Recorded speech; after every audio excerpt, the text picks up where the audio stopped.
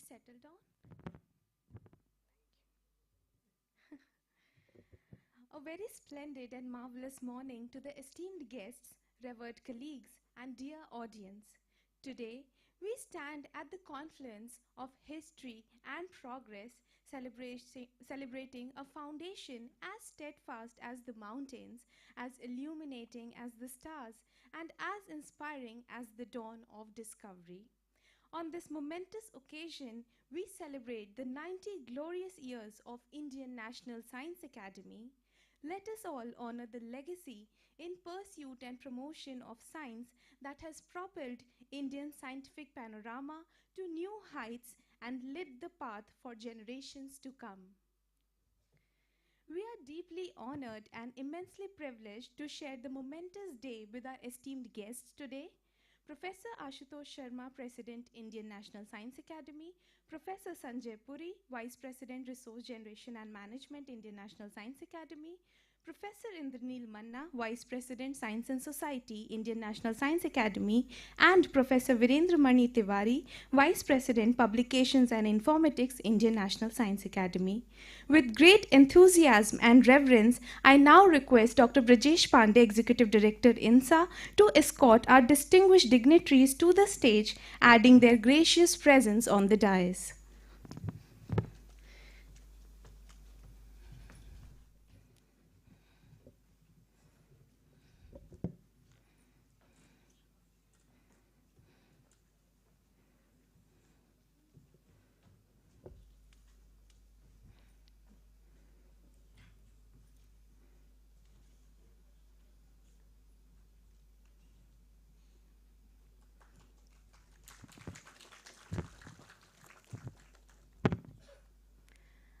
I dedicate a small poem written by me on this momentous day. 90 years, a glorious flight, chasing excellence, unveiling light. From Calcutta's halls to Delhi's embrace, INSA stands as the guiding face. Knowledge shared, horizons wide, science is our constant guide. With hearts united, we do celebrate a legacy of a future great. I welcome you all to this noble affair. Together we honor the science we share. To herald this momentous occasion, I warmly invite our distinguished dignitaries to illuminate the ceremonial lamp, a timeless symbol of knowledge, hope, and wisdom.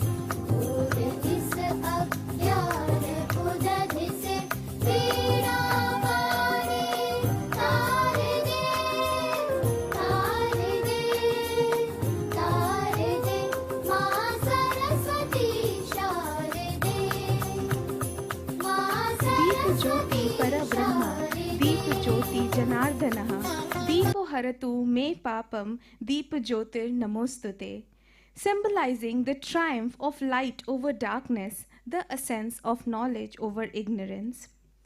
With this, I now request Dr. Brajesh Pandey, Executive Director, INSA, to extend the warm token of gratitude to our President, Professor Ashutosh Sharma.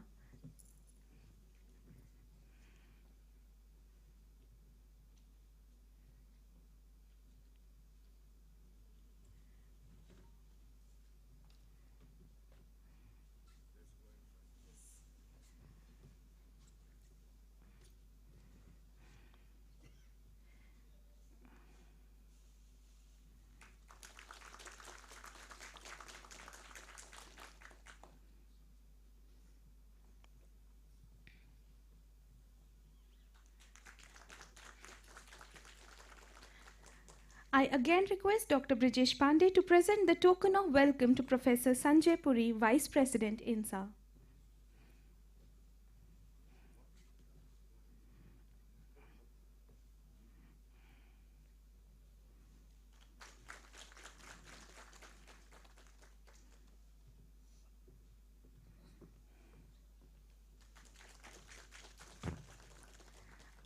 I request our Executive Director to present the token of gratitude to Professor Indranil Manna, Vice President, INSA.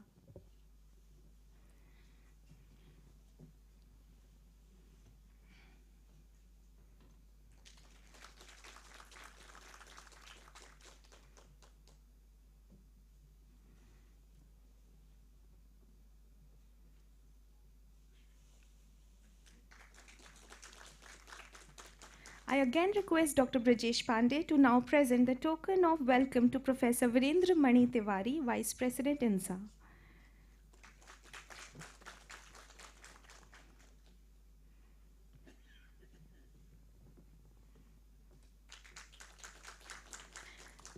Thank you, sir, for felicitating our guests.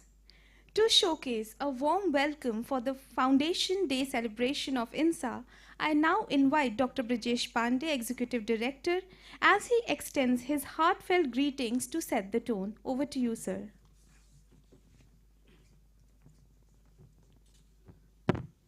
Good morning.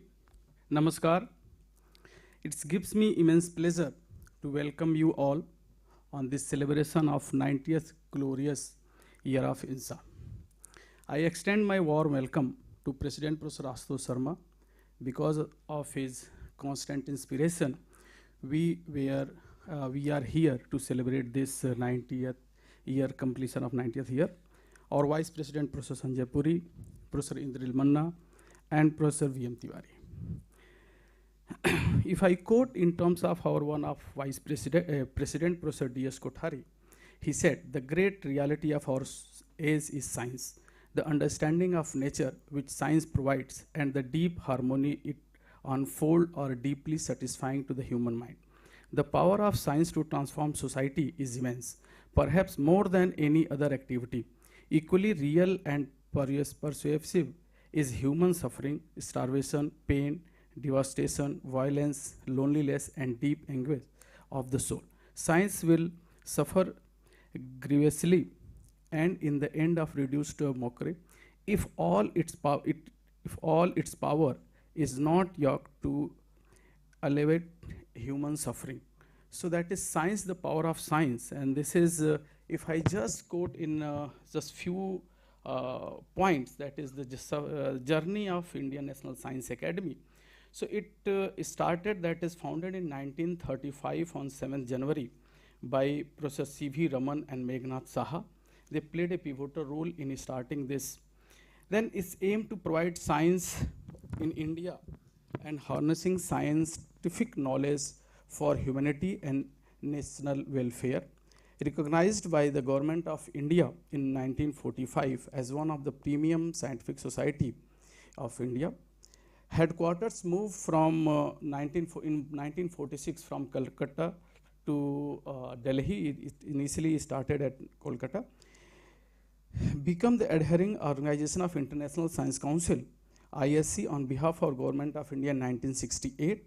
Name changed to Indian National Science Academy. Initially its name was Indian National Science, this name Indian National Science Academy, INSA, in February 1970. Its journey highlights the interplay of vision, state support, and global interaction, culminating in its transforming into the premium institute that connect Indian science with the global cooperation. Promotion of science encourages scientific research and innovation across discipline of India. Recognizing excellence, policy advisory role, facilitating partnership and exchange with the international researcher, publication and knowledge sharing, publication and knowledge dissemination, science communication, and preserving scientific heritage in India. This also recognizing the Indian and foreign scientists. Almost we have 1,074 Indian scientists and almost 105 foreign scientists as our fellow. INSA also have this INSA Associate Fellow and Young Associates. This is started in 2023 and 2024, and in each category we have 20 and 20 fellow each year. If you talk about the global impact, INSA is an active participant in renowned international forum, including Science 20 under G20 and G7 Advanced Academics Forum and the BRICS Academics Forum, where it significantly contributes to the development of global science policies, fostering international cooperation, and addresses pressing global issues through science and technology.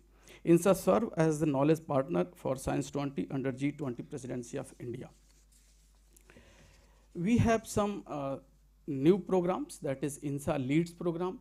We have established another center, that is INSA Center for Science and Technology Policy, and distinguished public lecture, which in this series we have a lecture by Professor A.K. Sood in this afternoon. So with this, I welcome all of you once again in this celebration of 90th glorious year of INSA. Thank you, sir.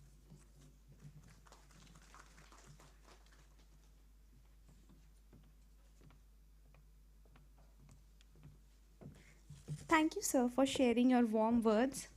With this, to provide an elaborated overview of the program, I now invite Professor Sanjay Puri, Vice President, Indian National Science Academy, to guide us through the illuminating voyage. Over to you, sir.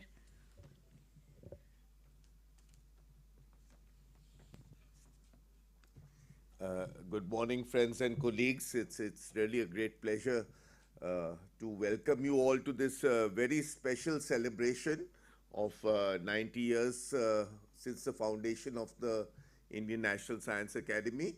Dr. Pandey has already given you some of the background. Let me just sort of again restate a couple of aspects of it. This academy was founded in Calcutta in 1935, exactly on this day, 90 years ago. So today's our sort of 90th foundation day. And we moved to Delhi in 1951, basically. We started off as the National Institute of Science, and now are sort of known, we switched to the name INSA in 1970. The foundation stone for what is now called the old building, which is the sort of building on our left, was laid by Pandit Nehru in 1948. Very soon our academy was established as a premier scientific academy for Indian sort of interaction with the outside world, and became the hub point for visitors from overseas, etc. So that was one major sort of role of the academy, and the second was, of course, to promote science in the Indian context, and promote it both through cultivating excellence and through attracting younger people to sort of come here. So I just want to sort of say that from our humble beginnings, we've now grown to a large fellowship. Just sort of give you an idea of where we've come. And the fellowship is elected by the council on the recommendation of conventionally 10 sectional committees. Okay. In the previous year, we've added 2 more categories of fellows, one called Science in Translation and one Science Policy. And both these categories, I'm very happy to say that in the last year, we've actually elected several 15 to 20 fellows in these categories. So these are now categories of fellows who are associated with science in terms of being captains of industry and so on and so forth. So that's been a very nice sort of recent initiative. We've also taken steps in terms of science planning. We've set up a council for science and technology policy, which we felt there was a need for a long-term development of a vision for the development of Indian science. We've taken initiatives to sort of bring in women into science, and also into the academy, as a matter of fact. So it's been a sort of growth period over the last 90 years, but there's of course always challenges ahead, and one has to sort of face those challenges. We always have to reinvent ourselves in terms of what we being relevant to today's society and so on and so forth. So these are going to be some of the deliberations over the day. The major sort of planned events for the day are there. Well, I mean, there's stuff like seeing posters and honoring the senior INSA fellows, but the sort of we have this panel discussion in the morning on the role of scientific academies in policy, science, and advocacy.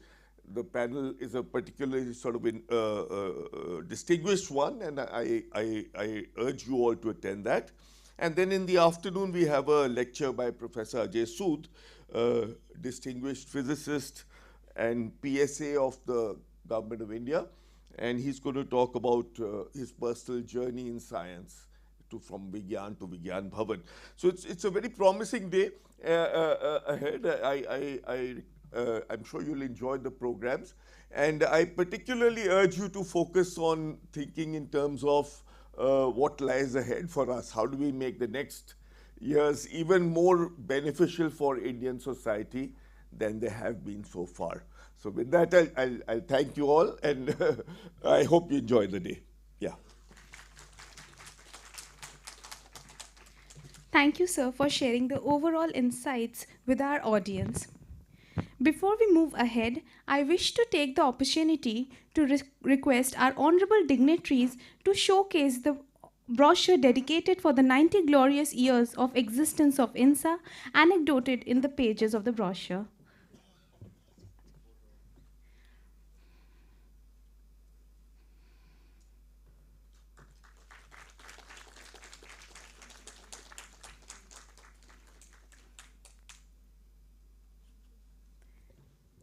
Thank you, honorable dignitaries. It is with great pleasure and honor that I now invite Professor Ashutosh Sharma, President INSA, to share his unparalleled insights and prudence with us in his inaugural address. Over to you, sir. Good morning. This is so heartening to see that our senior fellows of INSA, several of them were able to join us today, despite the fact that this is a cold morning. And that I understand that there are also some VIP route restrictions which may have restricted some of us reaching here in time. I was very happy to see the commitment that the fellowship has displayed to the day that we celebrate today. Actually, it is the first time in our memory that the Foundation Day is being celebrated. And so this had come to my attention about the Foundation Day only about a week ago or something like that. So clearly people here, all sitting here, the staff of INSA, and they clearly scaled up for this occasion, even though there was not too much time to do it in the way that we perhaps can start doing it from the next year. But this is a good foundation that we have laid here. That foundation needs to be scaled up. And in a much bigger way. In fact, there were lots of people who asked me, they said, some secretaries here in Delhi, they said, oh, we didn't know anything about this function, else I would have come here. INSA has a very good image in the society. We need to further cultivate and enhance that image, and 90 years is a good time to take stock and to say what we need to do to going forward in the future. So in the life of an individual, 90 years kind of signals the onset of sannyas ashram, but in the life of an organization like an Academy of Science, this is actually just the first foundational stone, if you would. So, for example, Royal Society UK was founded in 1660. So now they are 365 years old, as many years as there are days in a year. And so it takes a bit of time before that excellence and that impact is actually felt. So previously my colleagues, Dr. Puri and Dr. Pandey, they gave an introduction about what INSA has been doing for some time now. At least last couple of years, there have been new initiatives. But what I want to tell you is what is the rationale for these initiatives? What kind of reforms are needed in INSA in order for it to make a full fighting force going for the next decade. So before we hit 100, there are another 10 years. Before we hit 100, what is it? Where do we want to be? Where are we now? What is the path? What is the mechanism by which we get there? And where do we want to be? So I think we need to do a little bit of introspection in that. Way to do introspection is not to make another committee. I mean, that's one way to do it. Certainly, if we want to delay it a little bit, I think there is urgency in saying, look, how do we want to reform? What are the kind of changes that are needed? So what is the rationale for these changes? The very first is all the academies of science around the world, not just here, they lack diversity and they lack inclusion. So this is fairly clear. If we were to, we need to bring in our younger colleagues in the fold. We need to have more gender parity, if you would. So in order to do that, the new programs of associate fellows and the young scientist associates have been introduced, which means people below 50 and people below 40, they don't have to compete with my CV because it is be much harder to do that. But we must recognize talent at an early stage, bring them in our fold, do mentorship, do networking, and encourage them to, in every possible way, to become strong part of our scientific ecosystem. So this is the rationale, and this is what we need to do. There are winds of change. When the Royal Society formed, it was just an elite club of 12 people. So, but there is democratization of science today, that we want to encourage as many people as possible. We want to bring in our fold as many stakeholders of science as possible. So there are other stakeholders of science, the people who are at the helm of industry, for example, scientific. For example, that this year we made fellow, Krishna Ila, for example, a very good scientist who uses science in order to create new opportunities in society. So whole point was that we need to be more diversified. We need to recognize people who not only produce science but also consume science in order to have impact on society. So these are some of the things, the directions in which I'm sure all the academies around the world would start moving if they are moving. And we certainly, INSA should actually be a pioneer.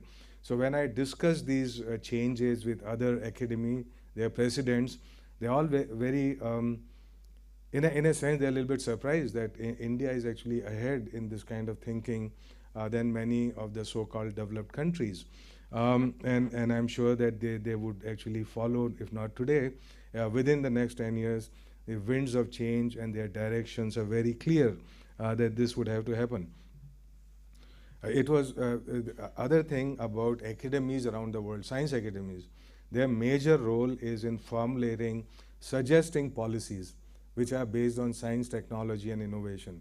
So whether it is Royal Society, whether it is the US Academy of Sciences, their very major role is to produce white papers, to do policy related aspects, to do advocacy for science and technology, and so on. This is one function of INSA academies in general in India that have been a little bit weak.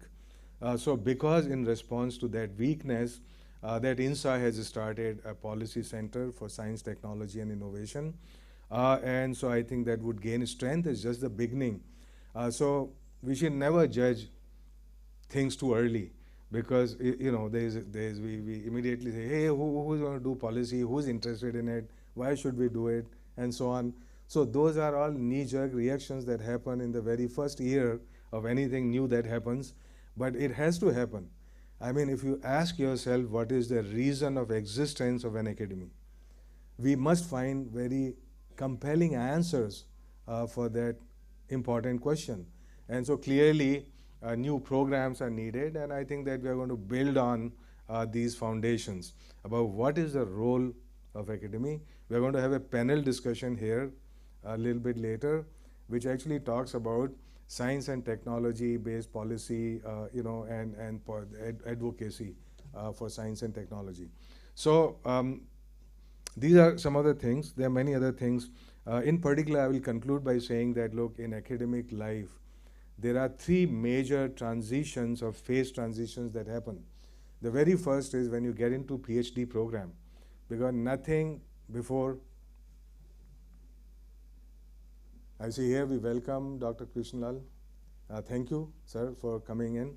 Um, and again, I'm very happy to see all our senior colleagues here to encourage us and to be happy about the 90th year. So, so what I was saying is that there are three transitions that need to be managed in academic life. First is when you get into PhD. If the PhD is effective, then our research is going to be effective. Then our future fellows are going to be effective. Because PhDs are the foot soldiers of science. Without that, the generals do not fight battles. It is fought by soldiers. Very glad to have a general with us. But as I was pointing out, it is neither me nor you who is going to fight the battle, but the next generation of young people. And so how do we prepare them for that battle? Starting from PhD, the next transition happens when there is a young, independent faculty position or a young scientist. And the third transition may happen if you are getting into administration and so on. I am very happy to see that INSA is addressing all of these three transitions. So just last week, we had workshop for PhD students at IIT Kanpur with the help of INSA and ACS. Somebody also has to pay for it. We have to make the roadmap. So we already have a roadmap now based on this pilot, which can be scaled up across the country. So there are some things that all PhD students need to know. Who's going to do this? It's not the job of a single institute actually to do it, but for some body which is pan-India and which is respected in some ways by people outside, that people look to us for guidance. Question is, are we doing that proactively? So we must do it proactively, not just wait and say, okay, okay, I'm a fellow, so I do, well, really I need to do something or not about it, okay? So, so then there is also, as you know, that there is a program here in INSA, 1 week long program for reorienting some of the scientists for administrative capabilities, whether it's human resources, vigilance, ethics, everything. There is also another program for new faculty members. So what I'm saying is all of these things are underway, but these are just foundational. So point is, once we figure out what an Academy of Science must do, then we need to figure out how we are going to do it. And let's not debate it forever, but start doing it. And so I think that this new year is that resolution, that turning point. I would say 90 is a very good turning point. Every decade, there must be lots of adjustments that happen and that we move with the world. If we are not moving ahead, if we are stationary, then we are going back because the rest of the world is moving ahead. So it's all relative. Motion is relative, position is relative, and everything else. Anyhow, let me conclude on a very positive note. A very happy new year to all of us who have assembled here, gathered here, to do this brainstorming, to take stock of where we are, who we are, and where we want to be, and how we're going to get there. Thank you very much indeed, and very best to all of you.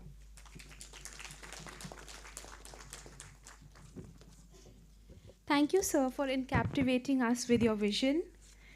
Now it is the time to honor the remarkable contributions of the distinguished senior INSA fellows, our senior INSA fellows.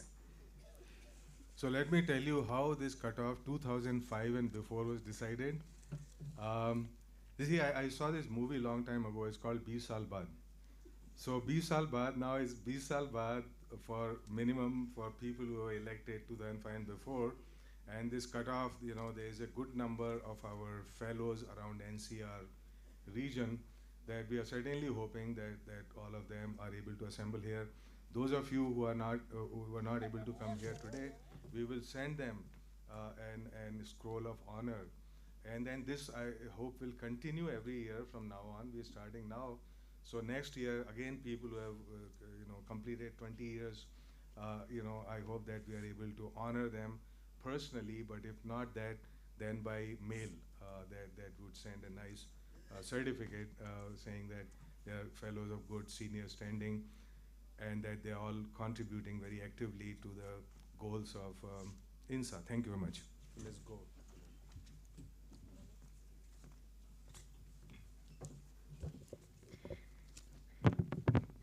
I welcome Professor G.P. Talwar, Founder, Director NII, and Head Biochemistry, AIMS, New Delhi.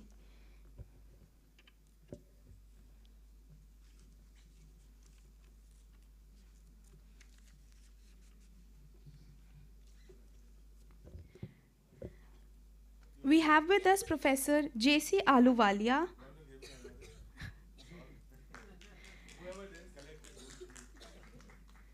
Professor J.C. Ahluwalia, former professor, Department of Chemistry, IIT Delhi.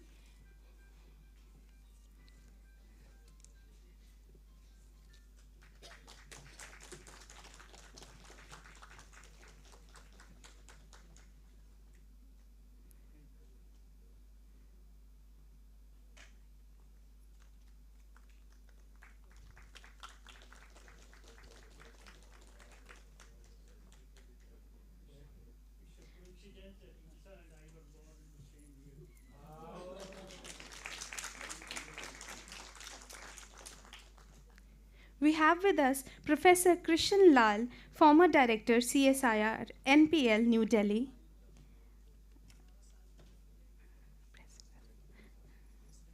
And I'm honored to share that he was the past president of INSA also. A big round of applause for Professor Krishan Lal.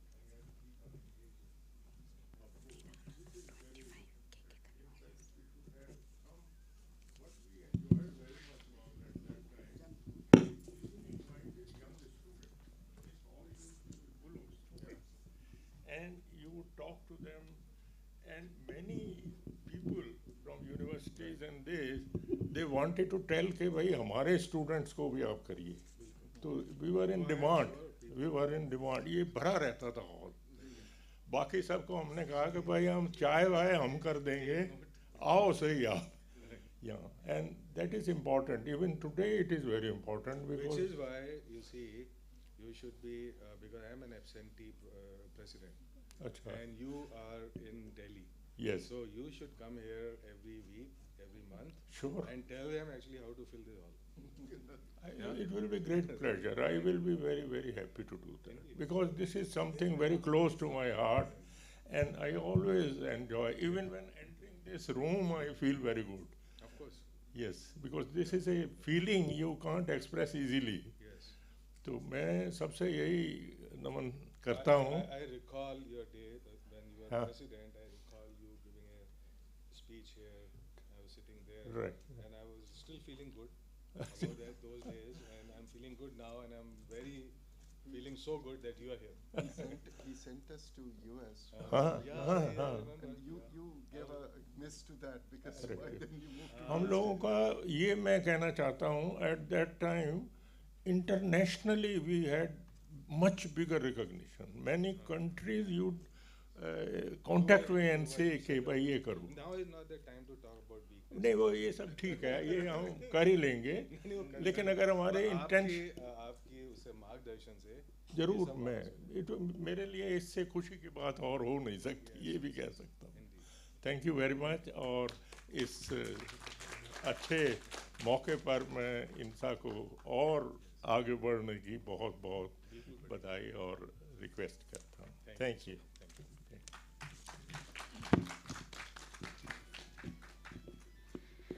We are honored to have with us Professor P.K. Gupta, Emeritus Professor, Department of Genetics and Plant Breeding, Chaudhry Charan Singh University, Meerut.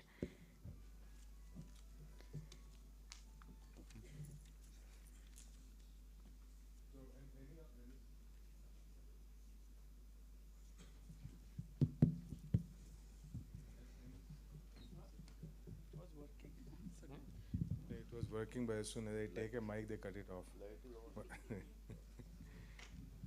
So any of the fellows that we are, honoring now, if you would like to say a few words about your experience with INSA, you're very welcome to do it.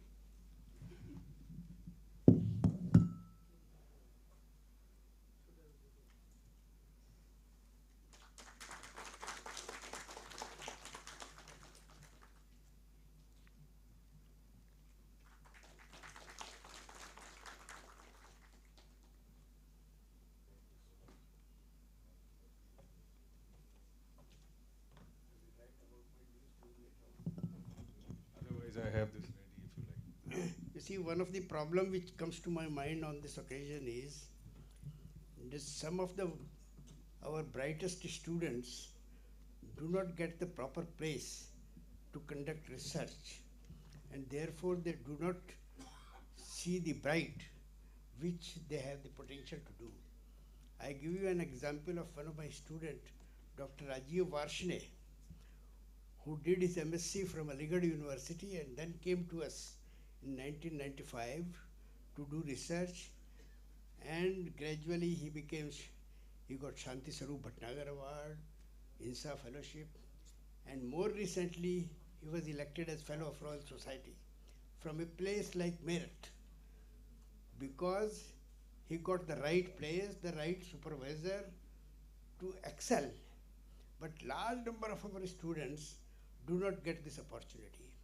I always advise my own students that try to find out the best place to do research so that you can achieve the best potential of yourself. I think a large number of our students do not get the chance. They have the potential. Thank you very much. Indeed. Thank you so much.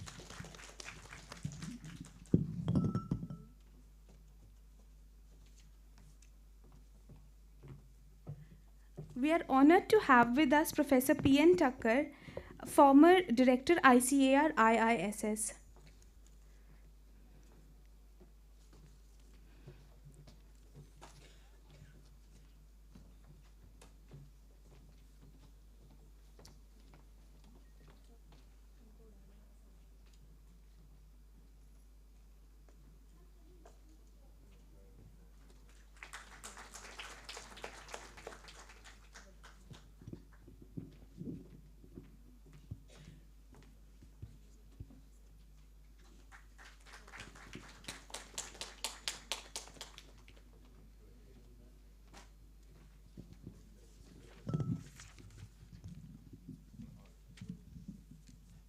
Thank you everyone, and wish everyone a very happy new year.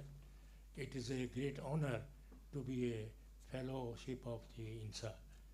I would like that in the universities or in the other places, center of excellence in each discipline needs to be created so that we encourage our student, groom our student to have a par excellence in the field of science. With this, I thank you very much. It's a privilege. And I think Dr. Krishanlal started that international academies interaction. I know where. Yeah. And that kind of. Yeah.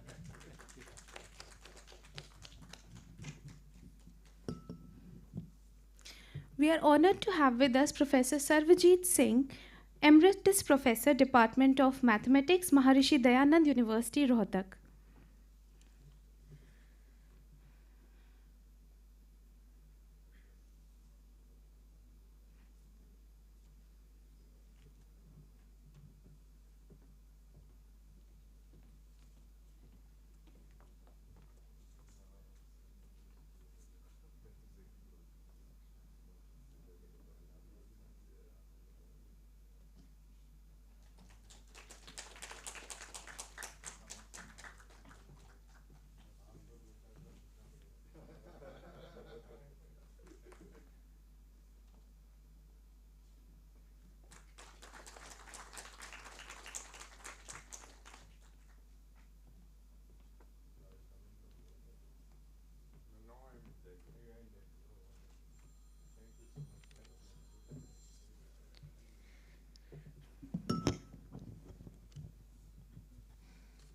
good morning and Happy New Year. I'm very happy to be associated with the Academy since 1991. I enjoyed my fellowship and I thank the Academy for honoring senior scientists. It's a good practice so that people are connected. Thank you very much. Thank you.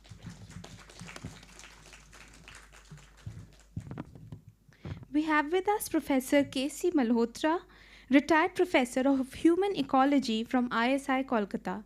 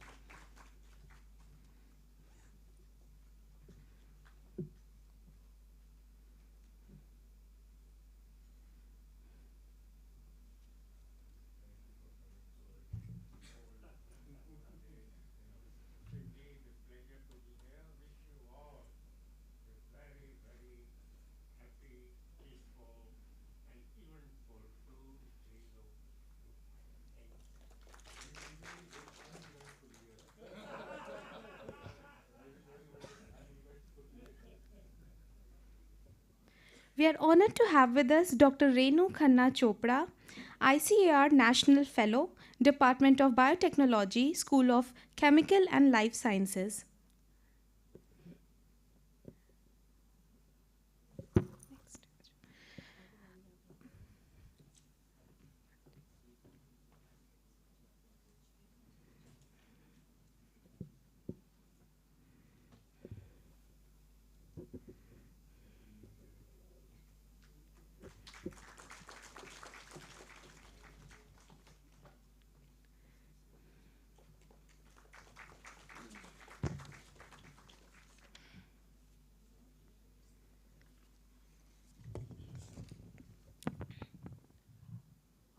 Hello everybody. I wish everyone a very happy new year, and also it's an honor to be associated and be a fellow of INSA. I was associated with various activities and I've thoroughly enjoyed, and it's a source of inspiration itself to come to this place and interact with such intelligent human beings. I again thank INSA for this honor. Thank you so much. Thank you indeed. We are honored to have with us Dr. S.K. Subbarao, former Director, National Institute of Malaria Research, ICMR, and former consultant, Vector-Borne Diseases Science Forum, ICMR, New Delhi.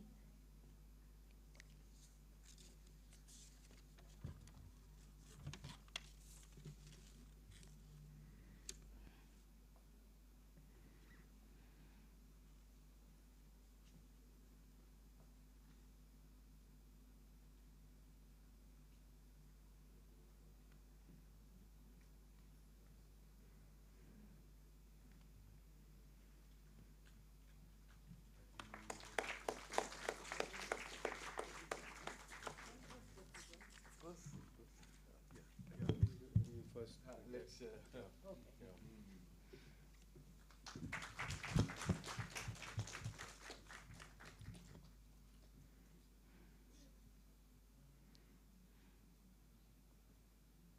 हो गया? What are you doing? Film खत्म हो गई?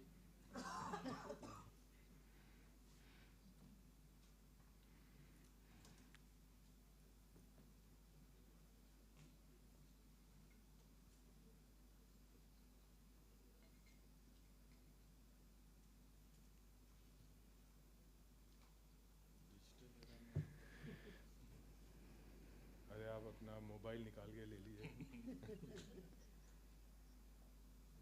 Thank you. Thanks all very much. And wish you all a very happy, healthy, and prosperous new year, 2025.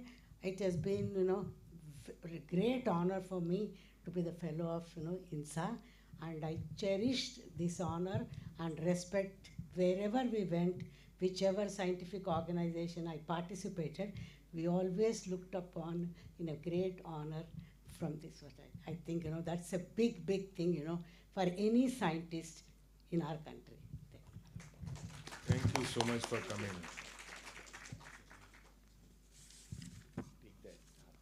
We are honored to have with us Professor Maithili Sharan, former professor and head Center for Atmospheric Sciences, IIT Delhi, and J.C. Bose National Fellow.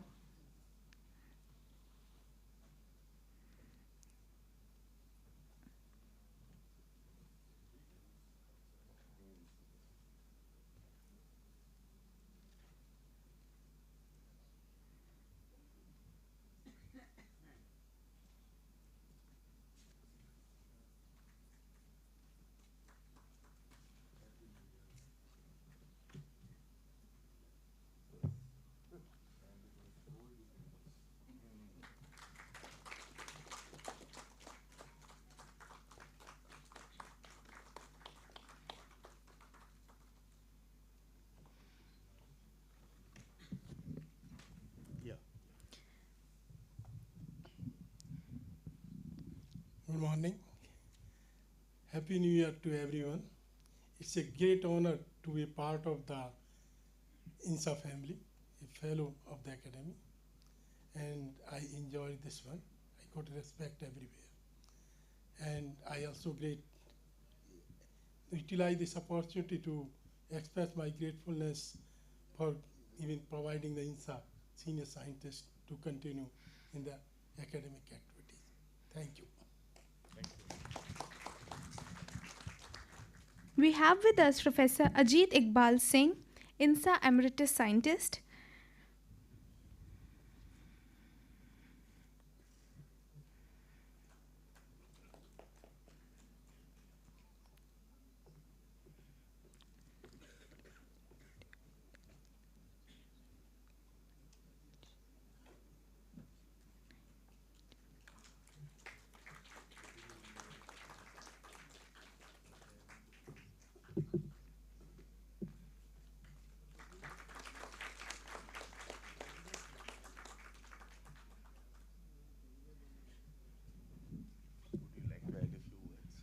I learned a lot as my association with INSA as a fellow, and now I'm enjoying being a full-time research scholar as INSA Emeritus Scientist. Thank you all.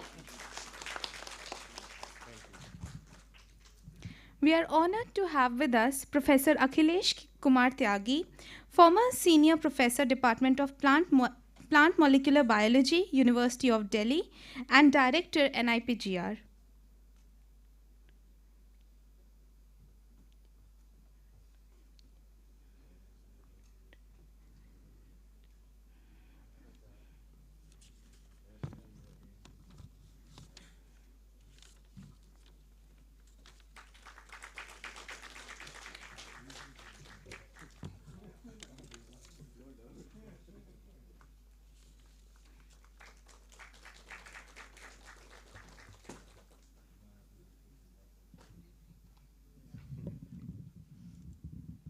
So very good morning and Happy New Year to all. And thank you for calling us here.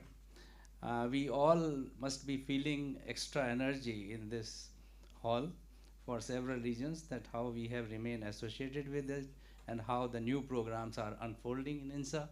My only request for future is that we should see how we can expand these programs in a way that whole India benefits from it. That is all, sir. Thank you very much. Thank you. We are honored to have with us Professor Rajendra Prasad, Dean, Faculty of Science, Engineering and Technology, Director, Amity Institute of Integrative Sciences and Health, and Amity Institute of Biotechnology, Amity University, Haryana.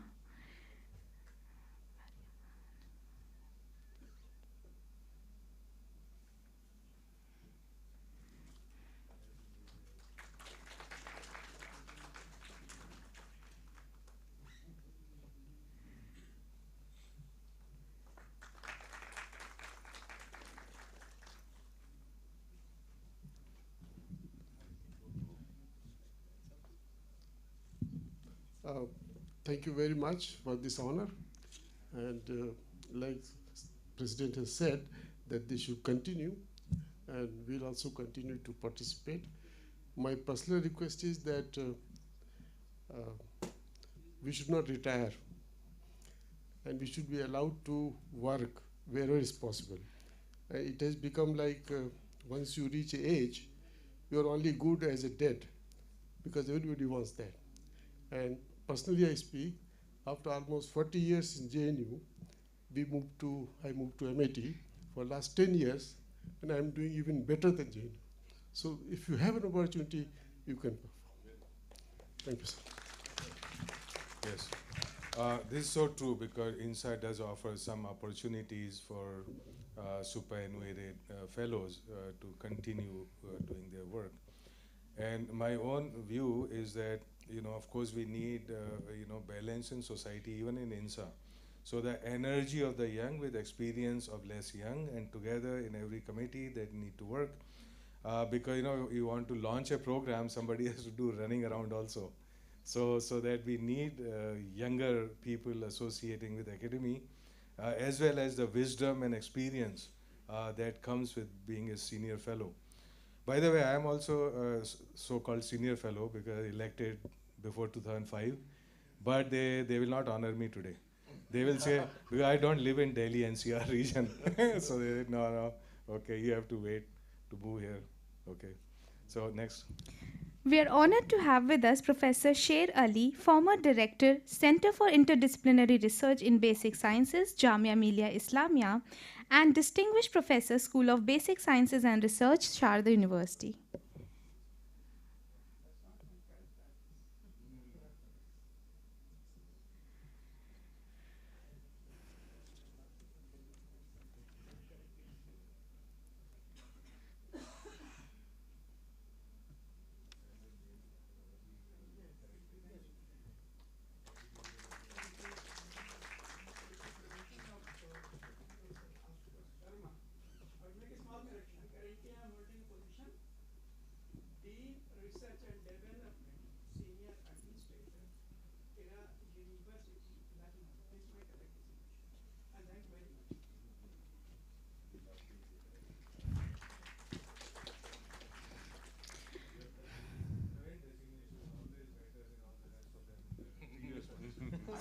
Your present is always the best.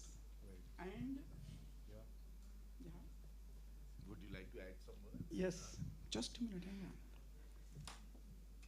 INSA taught me one thing which has become innate and integral part of my life, and that is मंजिल मिले मिले न मिले इसका गम नहीं, मंजिल मिले मिले न मिले इसका गम नहीं, मंजिल की जुस्तजू में मेरा कारवां तो है.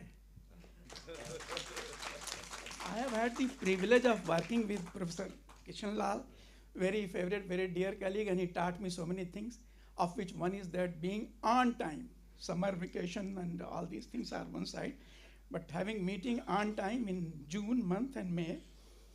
And second thing I learned also from INSA, keep working and keep involving young student, which is what I am doing, and I'm very happy to tell you, sir, a book came, Precision Medicine and Human Health, which is out from Bentham Press, another book edited by Sher Ali and my student, Anam Farooqi, which is on microbiome and human health. It is 762 pages, about 10,000 rupees, not a commercial break, but just sharing with you.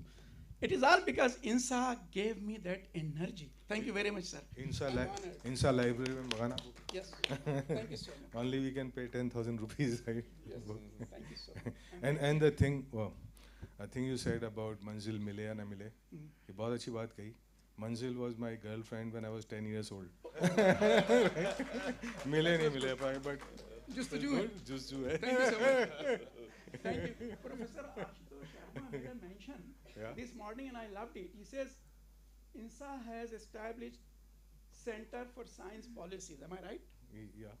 This is going to change the educational landscape of India, which is we badly need. I can speak for hours together, that I will not. and I think he understands what is going to happen. Lovely. So all the best, and finally, wish you all very happy New Year. Thank you. We are honored to have with us Dr. K. Talwar, former Director, PGI MER Chandigarh, Professor and HOD Cardiology, AIMS New Delhi.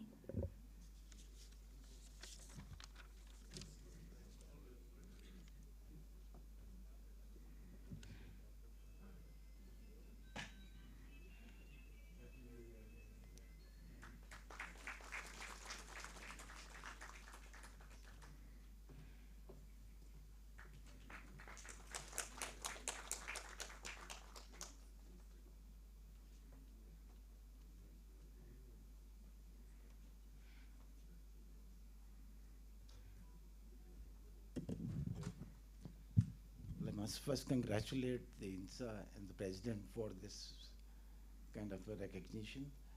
And I feel very fortunate to be part of this academy, being a medical person. And I wish that medical academy and the science academy should have more interaction. I do remember when Professor Krishnalal was the president, I was also that time in the medical academy, that we had a, I think, brainstorming session on the animals, and when there was a state kind of rules being passed. And as you said, sir, I think the academies must invest into our juniors, into the medical sciences research, so that I think we should have now getting onto the Nobel laureate list sometime. Thank you. Yeah, no, this is so important, because diversity in all forms have to be encouraged in academy, and one of that, the diversity is having more clinicians, for example, and we have already taken steps for it. So I recognize that this committee, which has this committee in health sciences and life sciences, which also elects clinicians, its composition was very skewed. So now we have 50% members in that committee who are clinicians, and we have mandated that 50% of new fellows should be clinicians, another 50% would be basic scientists, so that we have a balance between the two of them. But because starting now, it will take another 10 years to get that balance. Yeah. Thank you so much. We are honored to have with us Professor Bhudev Chandra Das, Hargobind Khurana Chair Professor, Amity Institute of Molecular Medicine and Stem Cell Research, and Dean, Health and Allied Sciences, Amity University.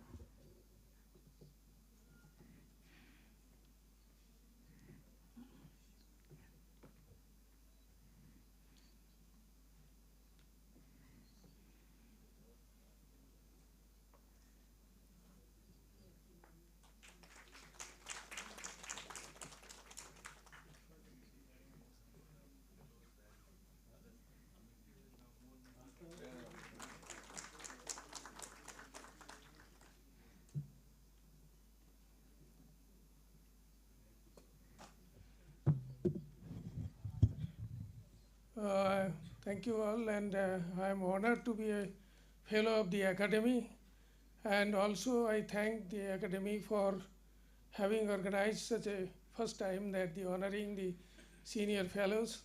But at the same time, I would suggest that, although it has been partly suggested, but that the emeritus scientist position in the INSA should be strengthened a bit more, so that no fellows sits at home without doing science or anything. So that's my request. Thank you very much, and Happy New Year. Indeed, thank you so much.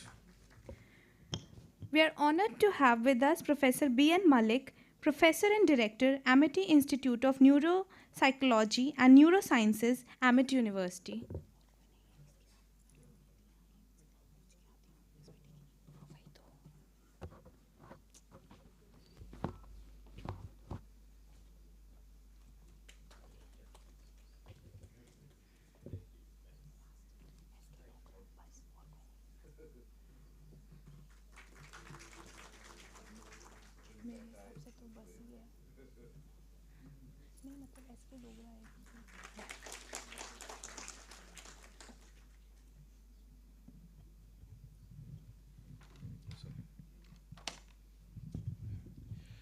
Okay, good morning, everybody, and Happy New Year. You have heard my name. Yes, I am at present in Amity, but I spent my whole career in JNU School of Life Sciences. And the subject there is neurosciences, not too many places. And that is one of the things that the brain people are trying to understand all over. And I'm grateful that Amity had started this even at the undergraduate level. So that is how when they asked me, I think I chose that. As regards this, about INSA, I'm grateful that I'm a fellow here, and to the torch bearers and the leaders, I must say I'm available if there is anything I can do. I was there in certain capacities, not as a vice president or others, when Professor Kishan Lal was there, and in the sectional committee as a chair and others as well. One thing I just request, whatever we do, we must do some interdisciplinary science, because the science doesn't have any barrier. And life science, as we talk about, and health science, they are derived subjects. Fundamental subjects are different. Unless we have fundamental subjects, we cannot go for derived subjects. Both are important. Therefore, I would strongly promote interdisciplinary science, which will affect to take forward. Thank you very much. Thank you. Thank you. At last, we are honored to have with us Professor S.K. Dogra, Professor and Head Department of Chemistry, IIT Kanpur, and former Dean Academic Affairs, ISR Bhopal.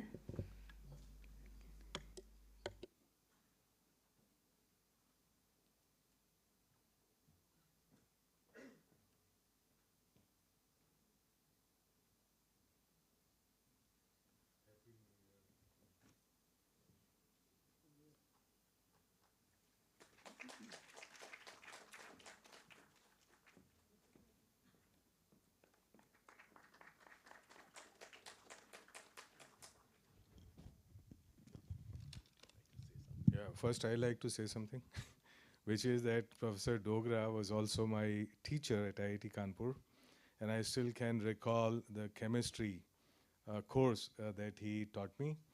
And much of chemistry that I know today, which is now very little, is thanks to him, and you know that he's been a great role model. And indeed, all the fellows of INSA have been role models in their places and their sphere of influence and impact. So thank you very much for being with us, and both personally I'm grateful to you, as well as, of course, INSA, grateful to all the fellows who are here today. Well, जो मैं कहना चाहता था वो आशुतोष तुमने खुद कह दिया. I'm sorry, I'm calling you Ashutosh because I know, I still remember, and ये हमारे कहावत है कि अगर शिष्य गुरु से आगे निकल जाए तो सबसे ज़्यादा खुशी गुरु को होती है. Ashutosh, I am really happy that and still receiving honor from you, and इससे ज़्यादा खुशी मुझे नहीं हो सकती. Secondly, when I came to Delhi after retirement, I learned, when I got associated with INSA, I learned from Dr. Kishan Lal how to compose, how to write, because he was head of the publication center and I was associated with him. And with that encouragement, I was able to write 4 to 5 books, getting grant from the INSA. I am very, very thankful to INSA that they provided all the money.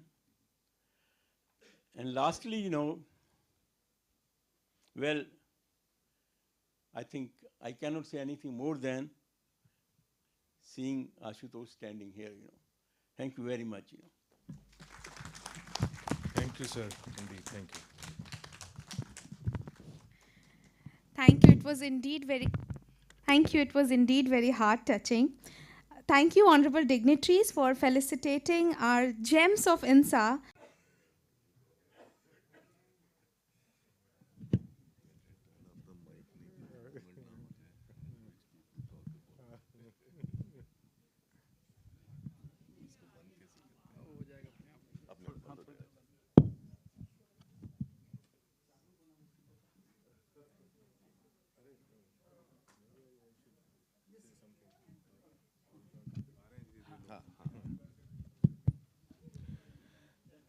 I'm also happy to share with you that we have introduced a new tradition in INSA, that the newly elected fellows in the annual meeting, in the evening dinner, they should sing a song. Now, we cannot request the same thing to our senior fellows here, but we'll ask them to dance.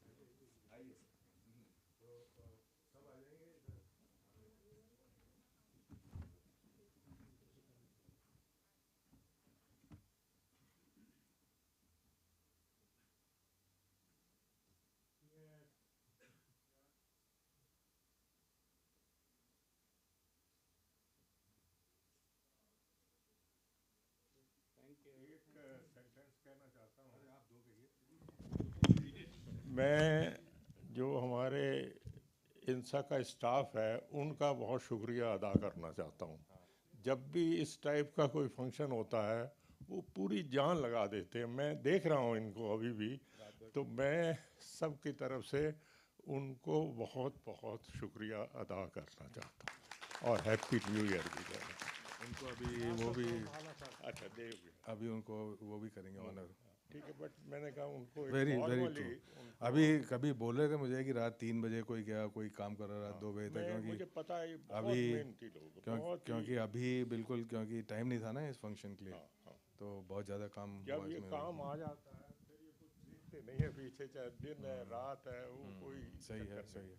वो इनका हमेशा बिल्कुल सही उनको सलाम है इस बात। Very good. So okay, will continue.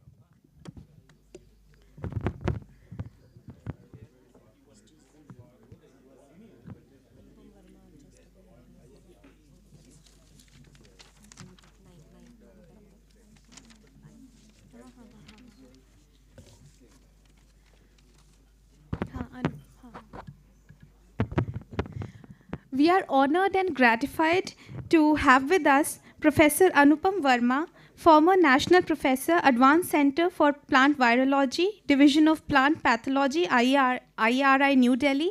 Sir, I please request you to come up on stage.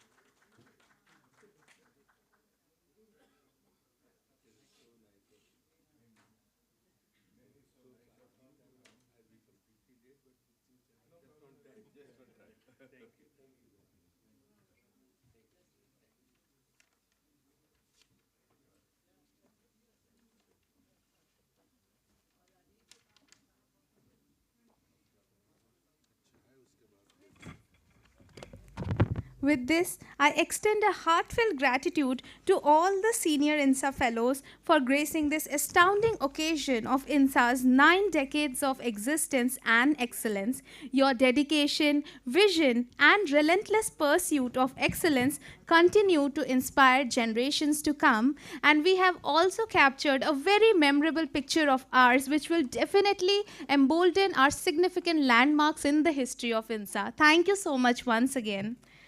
With this, I request all the dignitaries and guests to please move ahead for the short and quick tea session, along with the walkthrough through the display posters that we have allocated and assigned outside, just outside the auditorium. Thank you. And we are also requested to come back by 11:40 so that we can buckle up for the next panel discussion session. Thank you.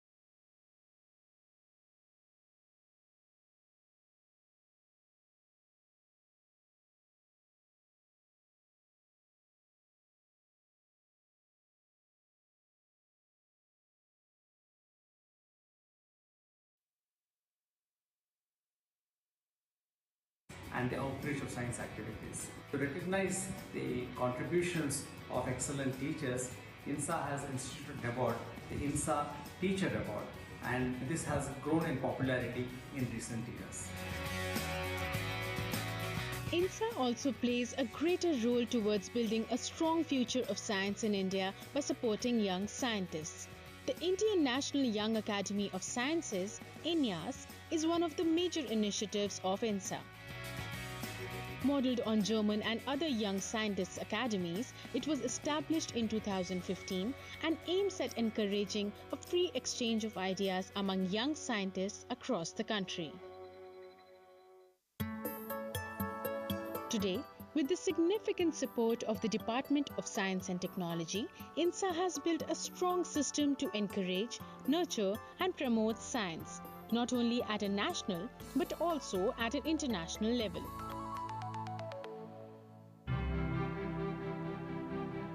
The Department of Science and Technology is completing 50 glorious years in the service of the nation through science and technology. All our autonomous organizations have played a critical role in driving forth with quality and focus and speed in their respective areas. I wish all the autonomous organizations and their scientists a very successful future. The future is coming at us at faster and faster speeds. I'm sure you'll be fully prepared to meet the challenges and create new opportunities and work for an Atmanirbhar Bharat that can be proud of its S&T depth and spread. A nurturing ground for science and scientific thinking, INSA is truly a gem, stoking the fires of new scientific temper in our country.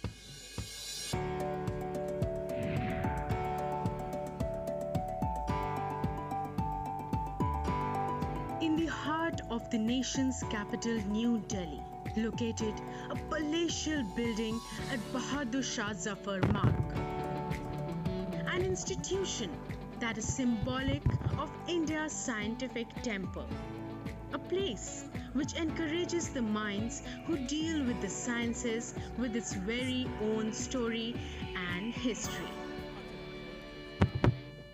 I request everyone to please settle down. We are beginning with our much awaited panel discussion session. I don't see how we can be so advanced in the long run.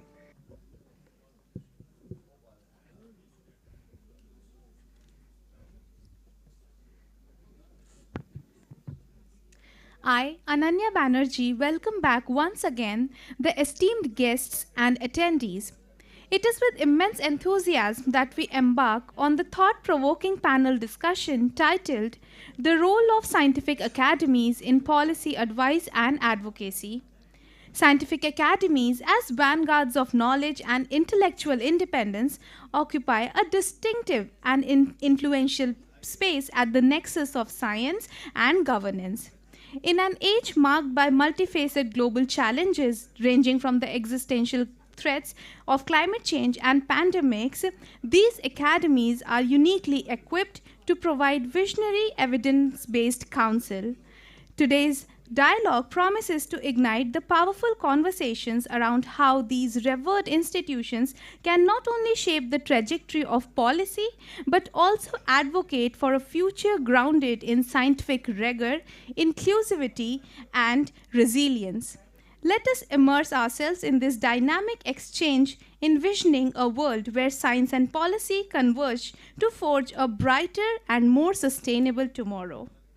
With boundless admiration and gratitude, I now welcome to stage the dynamic panelists of this discussion session. Dr. Renu Swarup, former Secretary of the Department of Biotechnology. We are gratified to have you with us, ma'am, today.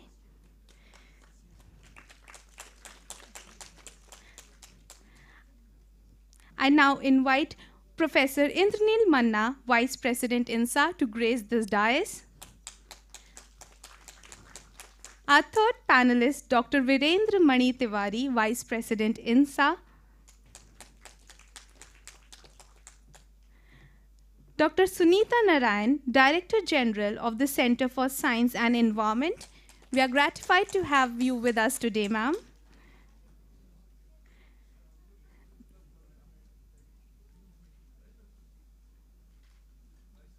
I welcome Dr. Neetu Singh, Assistant Professor at IIT Delhi.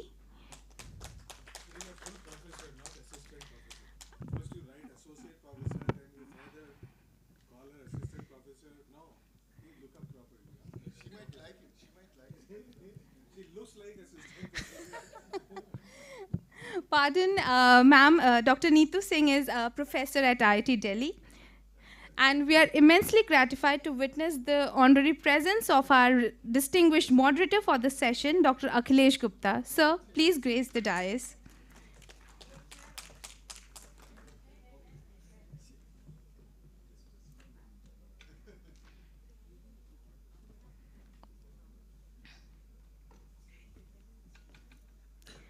Dr. Akhilesh Gupta needs no introduction, but as a former welcome, I introduce Dr. Akhilesh Gupta, the former senior advisor to DST, whose career is marked by pivotal contributions to science and technology. He has held prominent positions and has played a key role in shaping India's National Action Plan on Climate Change and Science, Technology and Innovation Policy. I now request Dr. Gupta to please moderate the much-awaited panel discussion on the topic, Role of Scientific Academies in Policy Advice and Advocacy. Over to you, sir.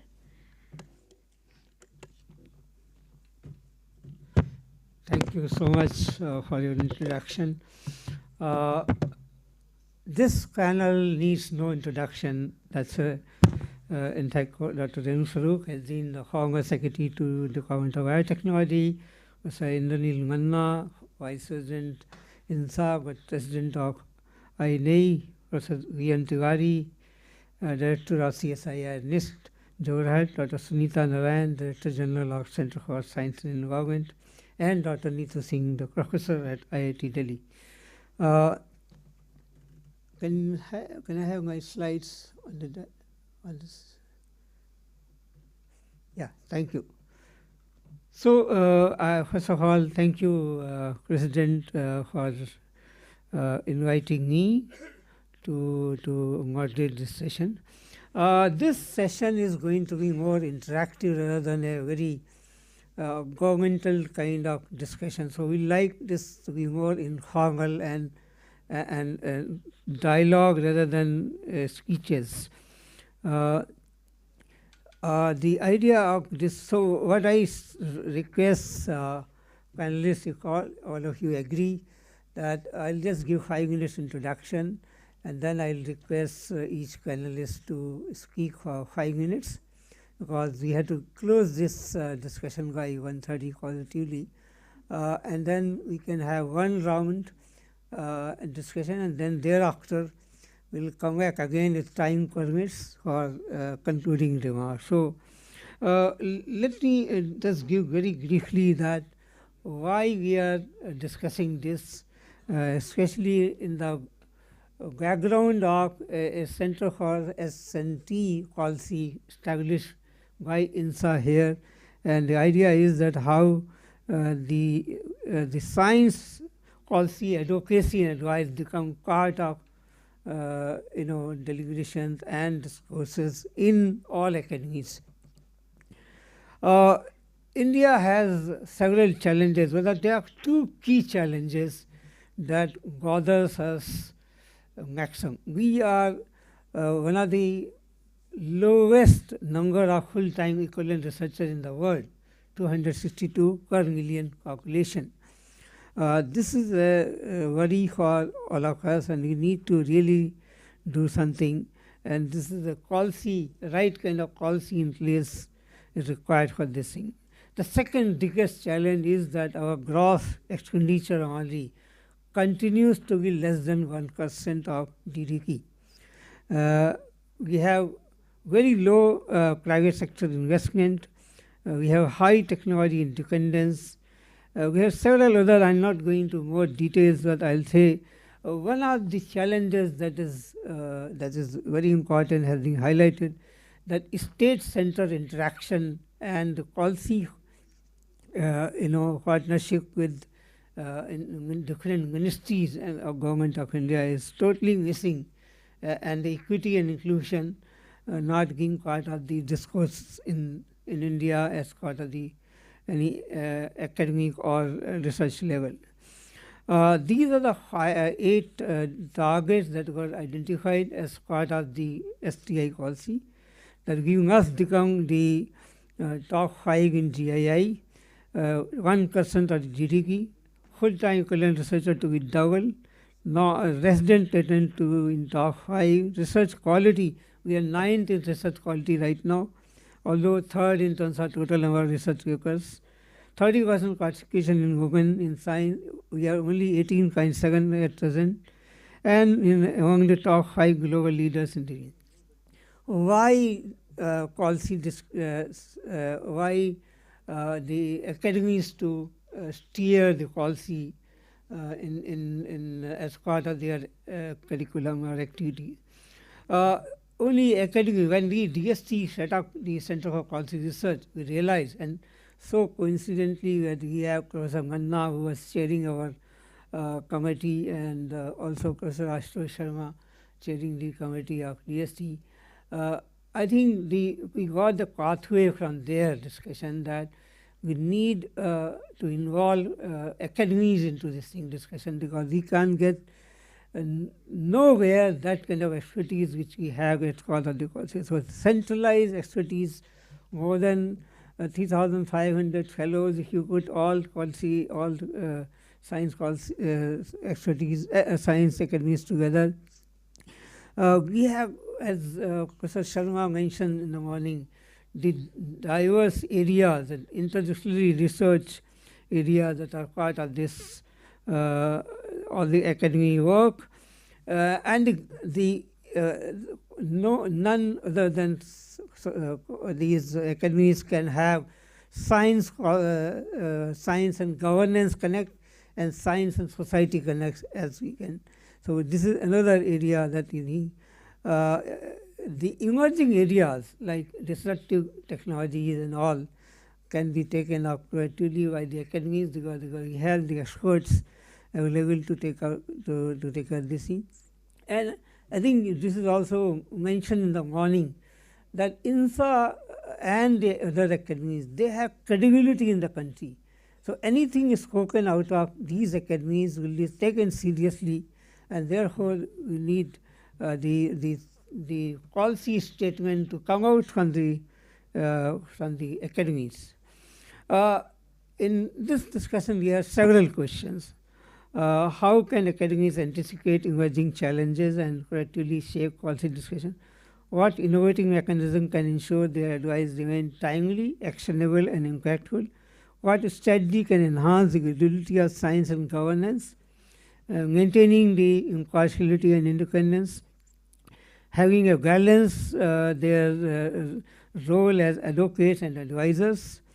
How can academy ensure that the guidance reflects diverse perspective, including the marginalized community, the women, the balance in terms of region, all that can come. Equitable access to scientific advancement and readiness for future emergencies. Collaboration with global networks. Climate is going to become the biggest crisis, already become biggest crisis in the world, and especially in the wake of climate policies failing across. In fact, recent COP, it is very clearly that there is no consensus among the countries on this, and how do we continue to have sustainability as one of the criteria for development.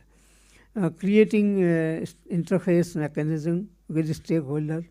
The disruptive technology are making a big inroad into the science, but now they are also creating a lot of the societal and ethical challenges and their implication. Misinformation and public trust. This is one of the mandates of our academies. International partnership and effectiveness of global collaboration.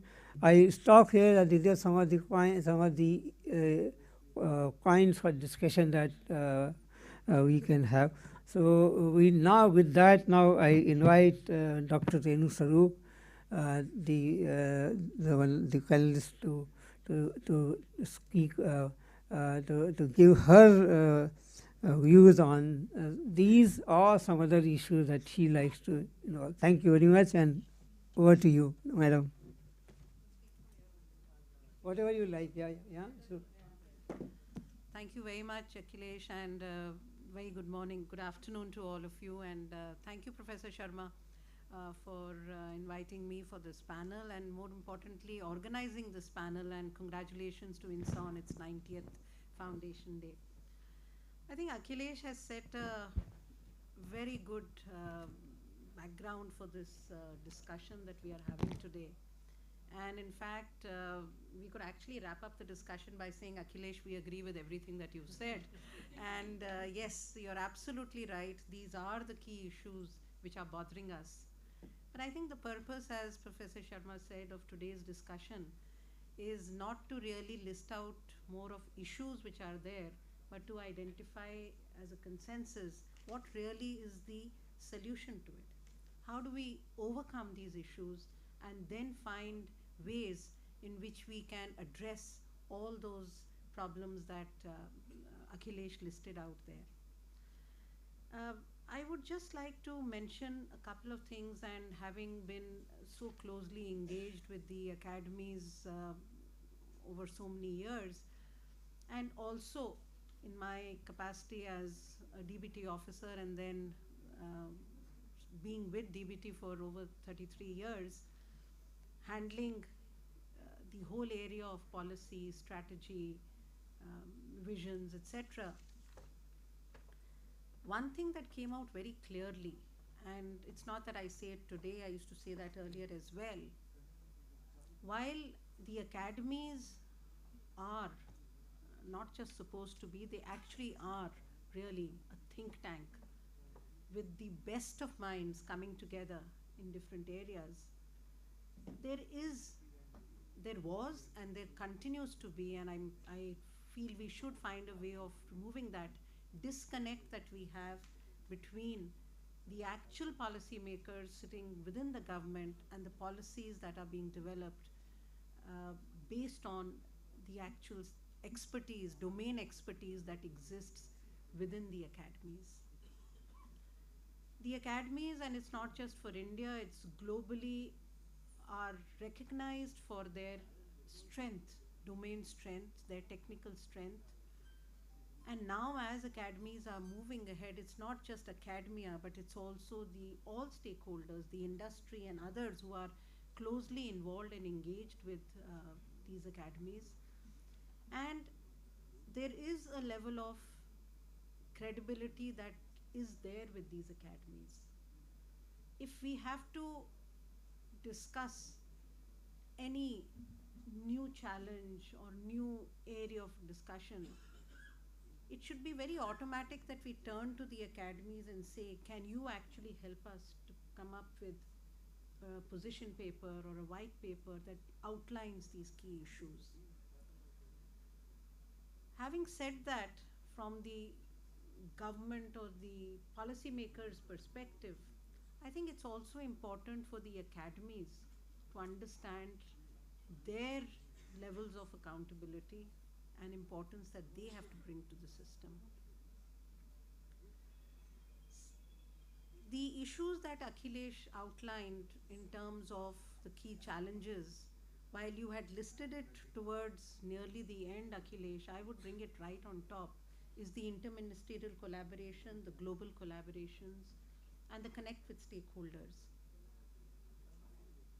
So what we really have to do is, I know DST had set up and has still continued to support those policy centers,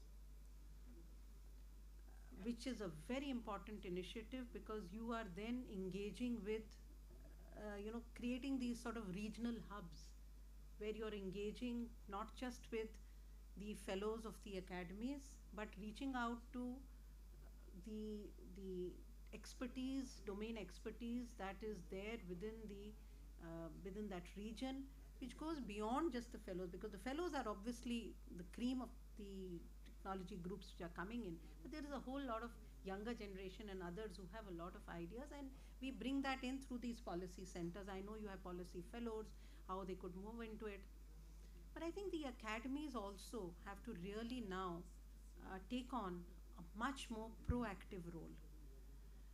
I do recall, and Professor Akhilesh Tyagi will remember, when initially the GM crop issue came up, and Professor Anupam Verma as well. This was probably about more than 20 years back. It was, I think, around the time when Dr. Manju Sharma was the Secretary of Department of Biotechnology, around about 2003, 2000, they were at that time. This issue had just started coming up as a main issue for discussion. It's been still continued as an issue for discussion, but this came up as an issue for discussion. We wanted both sides of the perspective. We wanted the scientific side of this perspective, and we wanted the civil society side and others to come in.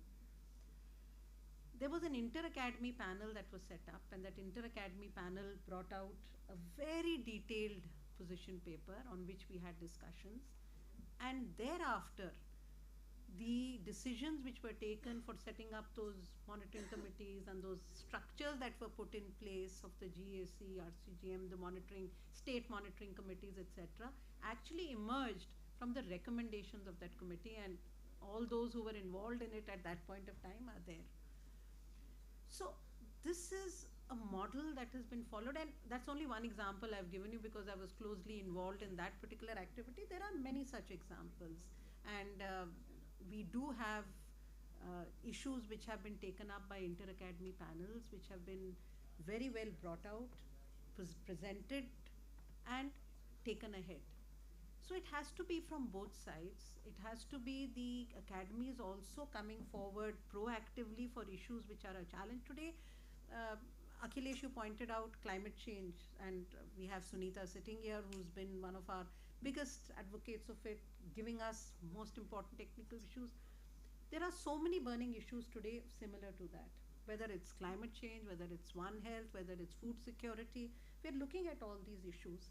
I think the academies, while you have these wonderful policy units, my thought is it would be nice if you sort of look at thematic or sectoral issues which these policy centers take up, become their nerve centers or secretariats, and then involve regional groups for discussion, simultaneously engaging with the government, who is the main stakeholder for these policy and position papers, and trying to see how through these global national interactions and involving all stakeholders. See, academies also have one very unique advantage. If you set it through these policy units, they can actually play a very neutral role in the whole aspect.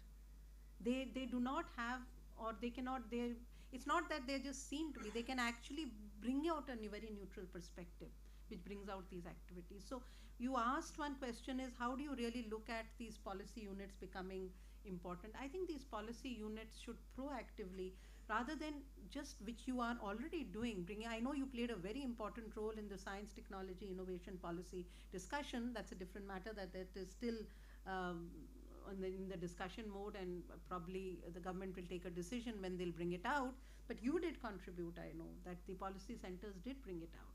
So similarly, if you could now identify burning issues and get these policy centers to be able to look at it, this could be regional, they could be thematic, sectoral, and they could be taken forward.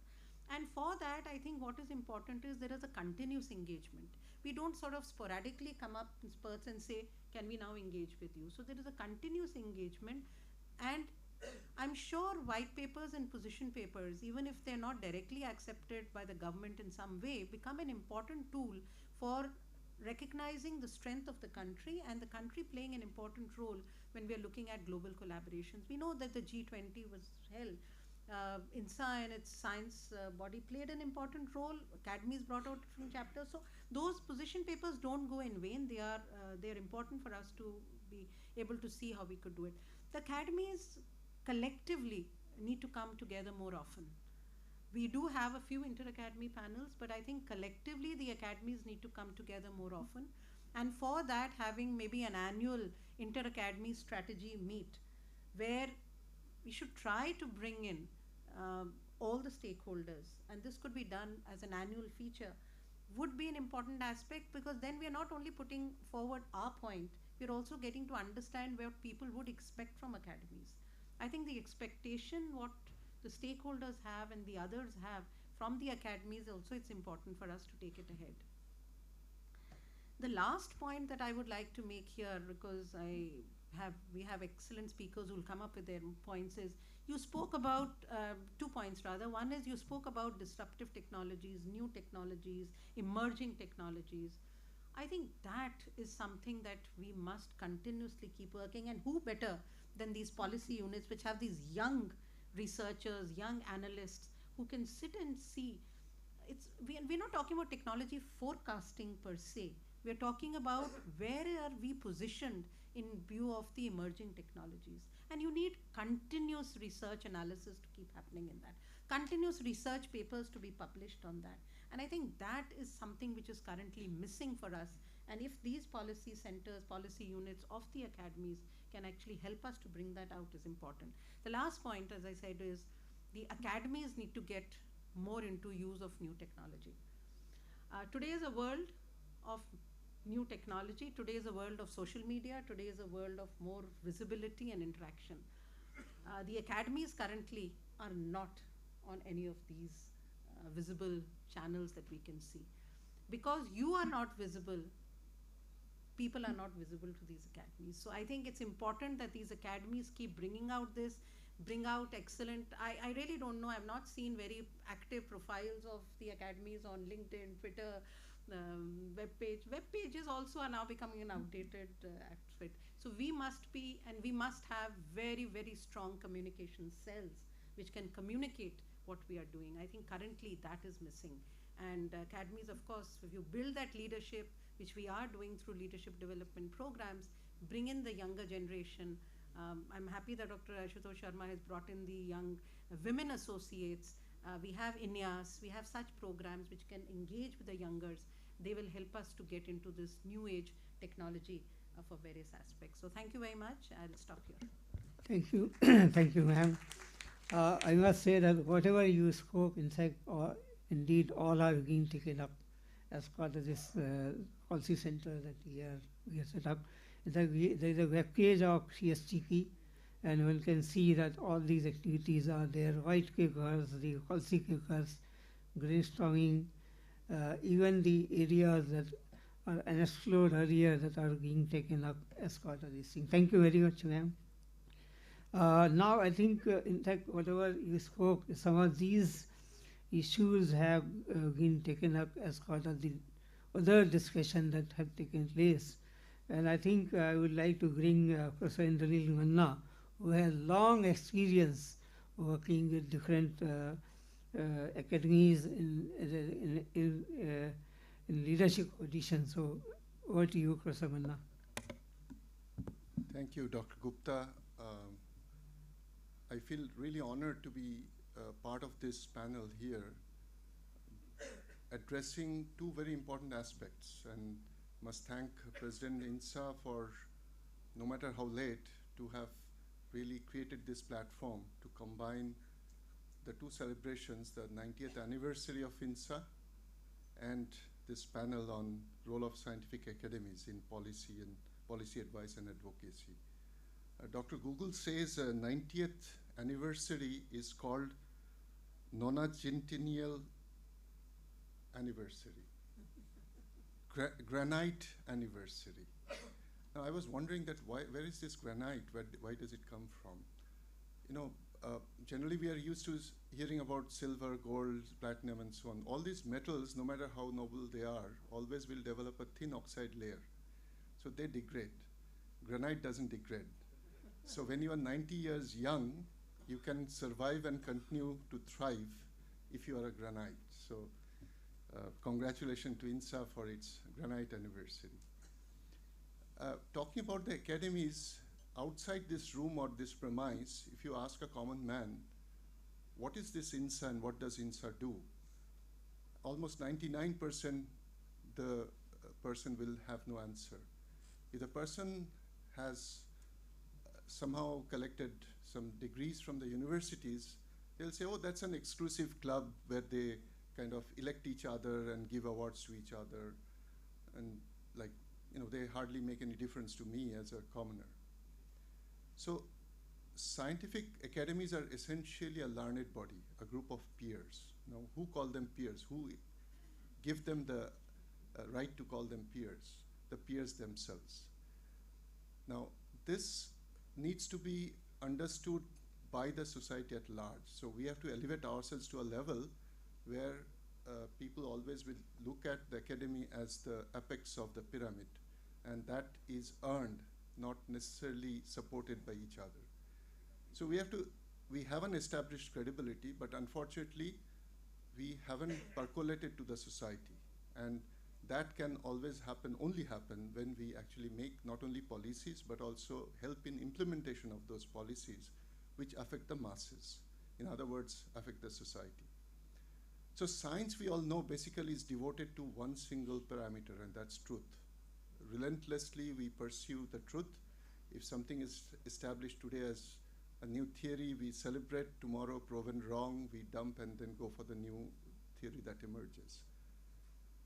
So we have to be dispassionate and loyal only to the truthfulness. That's a quality the academy must pursue, and irrespective of the government or the other kind of influences that may come in the way. What can academies do? We already heard Dr. Gupta telling us, Dr. Renu Sharma also elaborating. We can create advices, we can create support mechanism to implement those advices, forge collaborations among various quarters of the society and government departments, guide research, direct research, we can publish good reports, create an award system, create scholarship in the Science and Technology Forum. We even can try and assess the current reality and forecast the future. Now, these are the ways which way the academy can make a difference. So this status report and predicting or forecasting the future is an exercise which the academies must do in ample measure, so that we can't create an aircraft, a new aircraft, but we certainly can say that this is how the technology is moving, and these are the scientific aspects we need to be addressed in order to make India capable of producing the fastest train or the most efficient aircraft for the future. We certainly can be a good vehicle for international network. That reminds me an example. Dr. Kishanlal is probably still in the audience. Sent us to Germany, Leopoldina, and few of us went there, discussed, came back. Not only submitted a report that culminated into a very nice conference subsequently. Similarly, I was part of the delegation to US, and we discussed grand challenges. The US Academy was very keen to impress upon the Indian delegation that UK has joined, China has joined, France has joined, so India should also join in our program for grand challenges, 14 grand challenges. We came back, we had a very long discussion. Thanks to the then education minister, we came up with a completely different model altogether called Imprint. I'm sure President INSA would recall he was one of those who helped us implement that.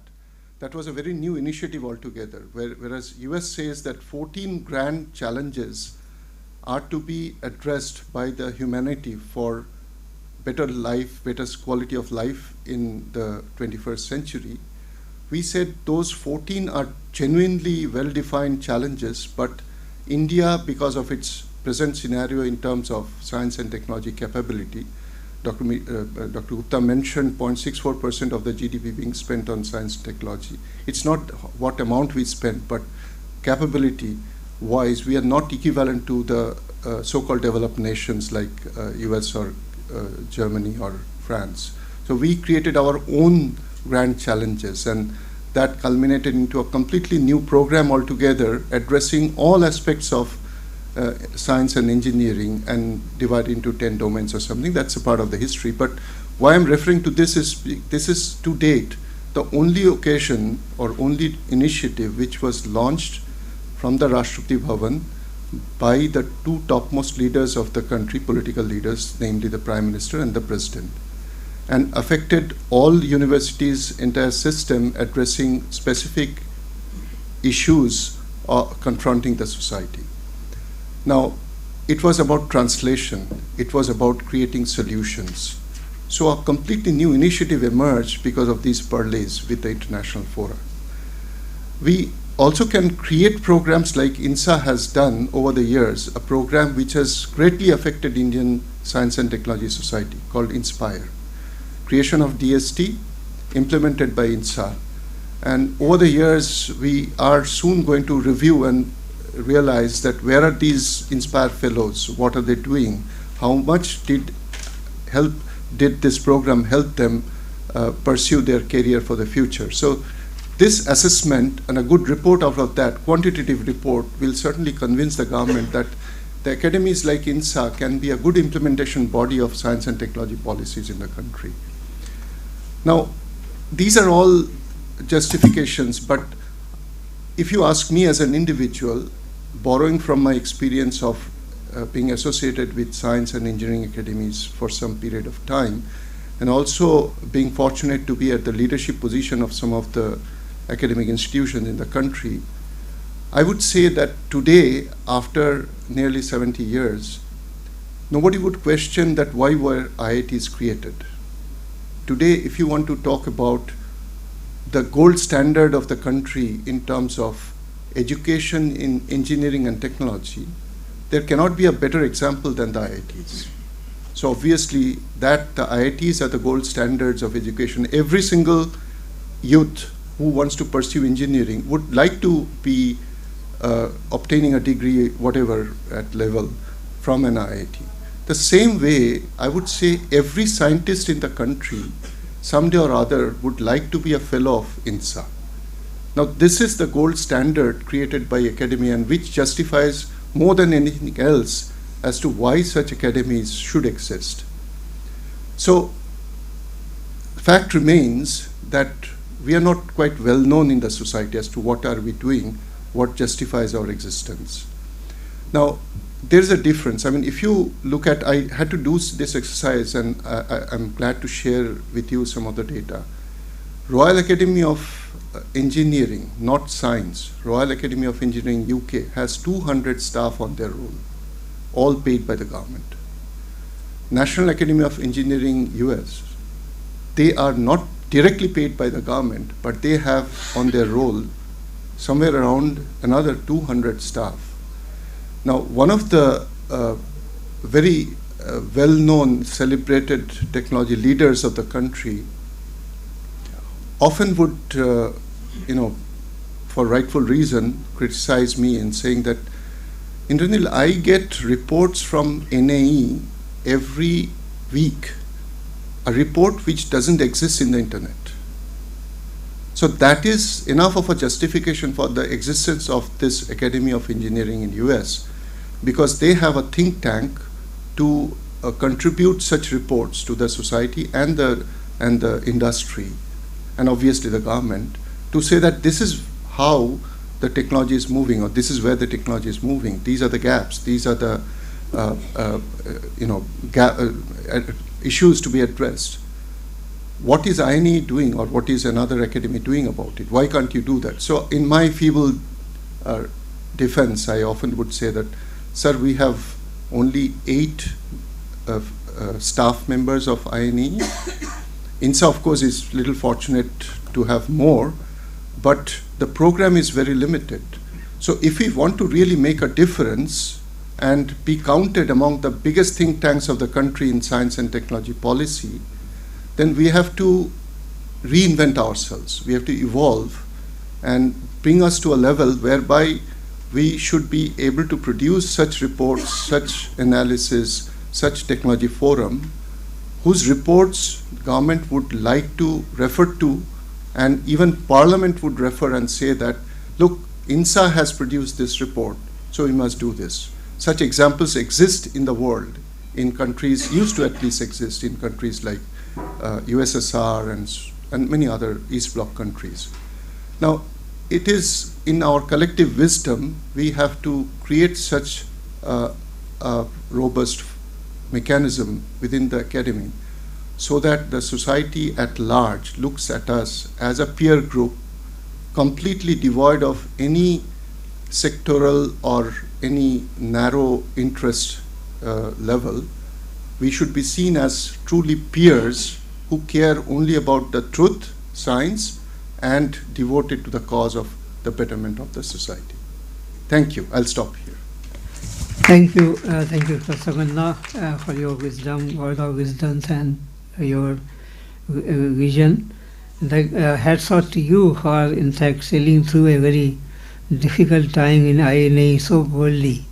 And so, in fact, so much work you had to do, creating interface with the different institutions, including with government. Thank you very much for your vision. Now, I invite Professor Tiwari, the Vice President of INSA, to say his words. Thank you, Dr. Gupta, and also compliments of summarizing the issues which we are discussing on one of the very important topic, role of scientific academies in policy advice and advocacy. So if we see the title itself, they have different words, and each word has its meaning. Role, scientific academies, policy advice, advocacy, and how are they interlinked? It's a really a big gamut of interlinking, interdisciplinary discussion. Nevertheless, first I would like to join all my colleagues for congratulating INSA on its 90th birthday, granite birthday, which is much harder than the other metals, I understand, but in the geological index, it is not so.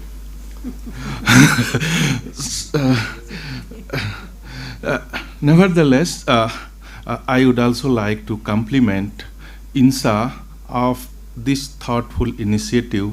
I got reminded of quarter century back when being one of the INSA Young Scientist Awardee in 2000, and we had a discussion, and one of the topic what Madam Renu Swarup has pointed out, BT cotton, and the meeting was chaired by none other than then PSA, Dr. R. Chidambaram, and it was in the other hall of the INSA.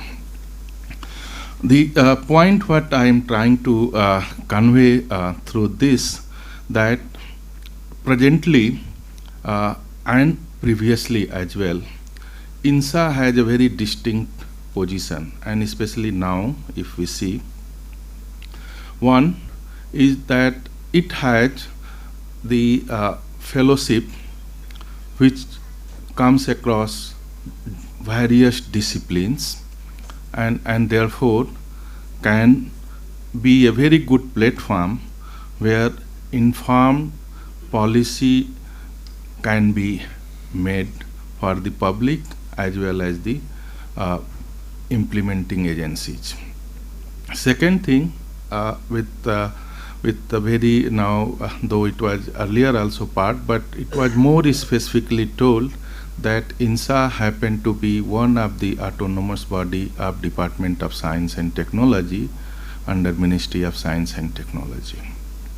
And therefore, if the fellowship of the INSA, if the people working at the INSA can make a document which certainly will have the informed policies as well as the evidence-based informations can be useful, and certainly government may appreciate it. Whether it implements or not, everybody questions about. But I have a very different experience. As director of one of the institute of CSIR located in Hyderabad, we have prepared a earthquake risk map of Dehradun city and other cities as well. We have simply communicated to the government of Uttarakhand that this is a risk map. If you would like to take it, you can take it. And after 6 months, to our surprise, we found that Home Department of State of Uttarakhand has directed the municipal corporation to get that implemented. Realizing the fact that they were based on data, they were based on the science which are topical, and they were also concerning to the direct public interest. So if right now we need to see that how the academies, and if you see, go to the Google Guru and search, you may probably find INSA going to be a third academy which has the policy center. Others were National Academy of Sciences, US, and again the Royal Society London. So it's really very thoughtful of President of initiating to have a policy center, and also start at the granite age of INSA to consolidate, because the base is granite, certainly it will not sink, to have a policy center on that. Coming back to the few of the things which, like Madam had pointed out, the sectorial issues, the issue what Dr. Gupta has pointed out, the low innovation index in Northeast, and since right now I am located in Northeast, I realize that I must also bring some of the things which are important to let the academician know that if the academy comes out with a kind of a white paper, though the innovation index is less, but the implementation in the places like Northeast is very fast.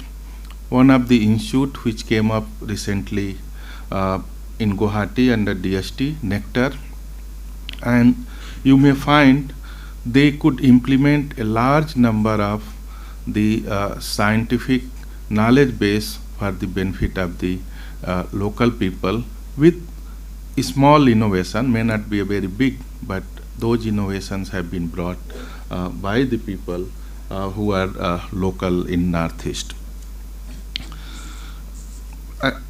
The other points which we must understand, that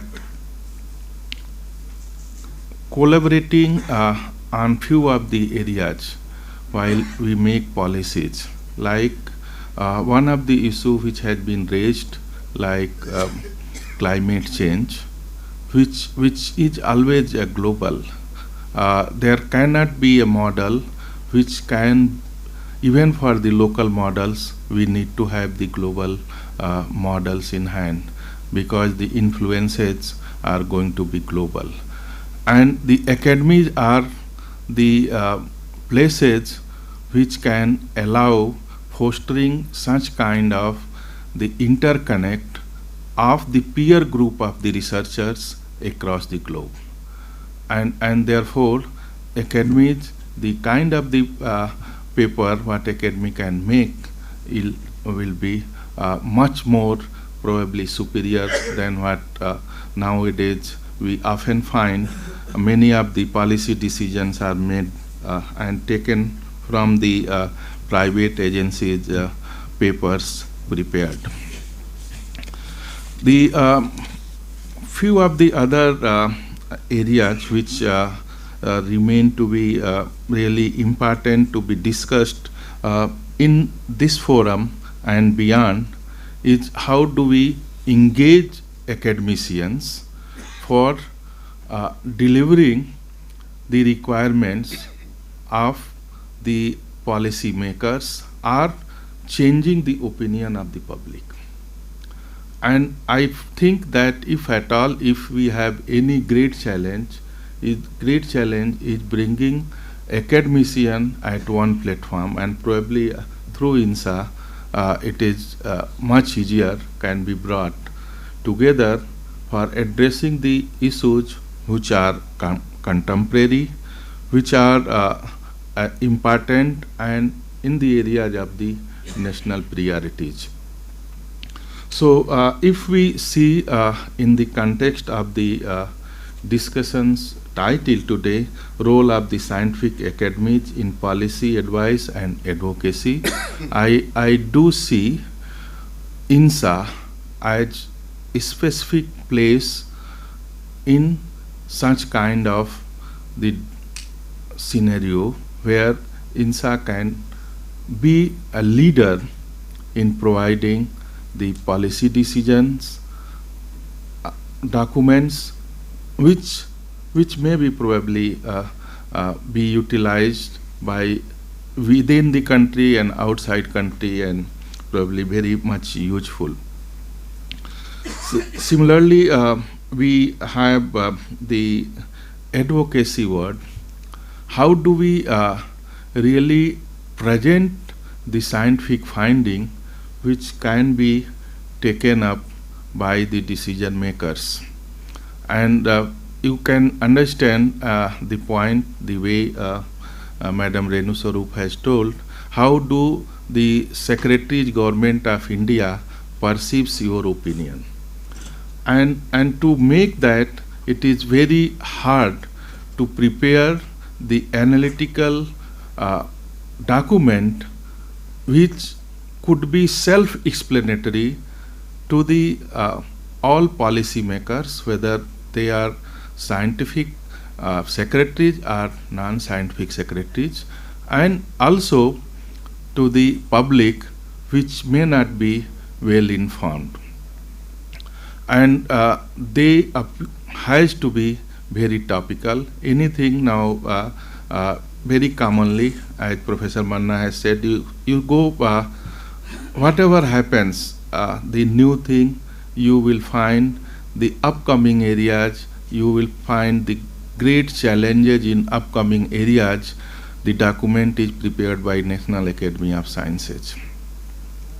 I had fortune of joining a team, very recently visited the Royal Society, and few of the displays, very recent display, the policy document made by the Royal Society at very right time to start such kind of initiative, and we must accelerate the action of preparing and documenting the fact.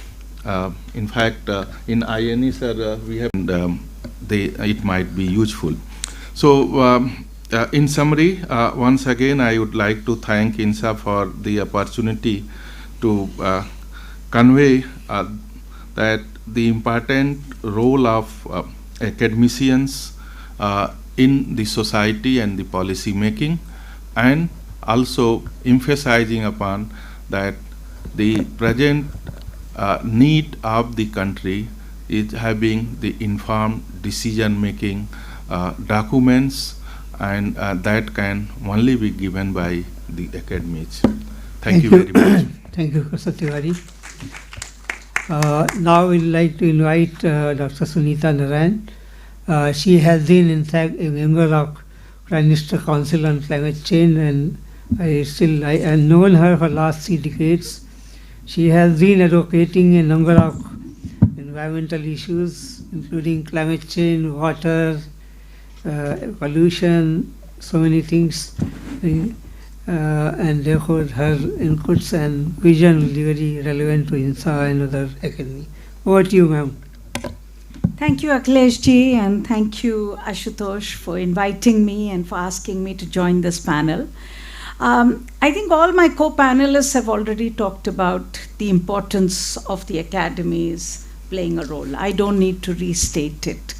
It is very clear that today's science is not about science in laboratories, but science in everyday life. Everything is intensely scientific. And yet, I believe we are the most scientifically illiterate country in the world. And we are scientifically illiterate because scientists don't talk to people. And I think that's something you have to accept, and you have to talk about it. You don't converse because you believe that the rest of the people just don't understand what you have to say.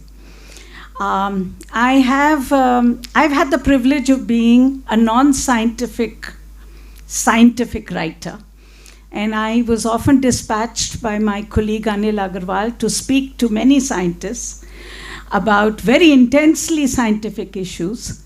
And the first thing they would always ask me is, what PhD am I? And I would always lie.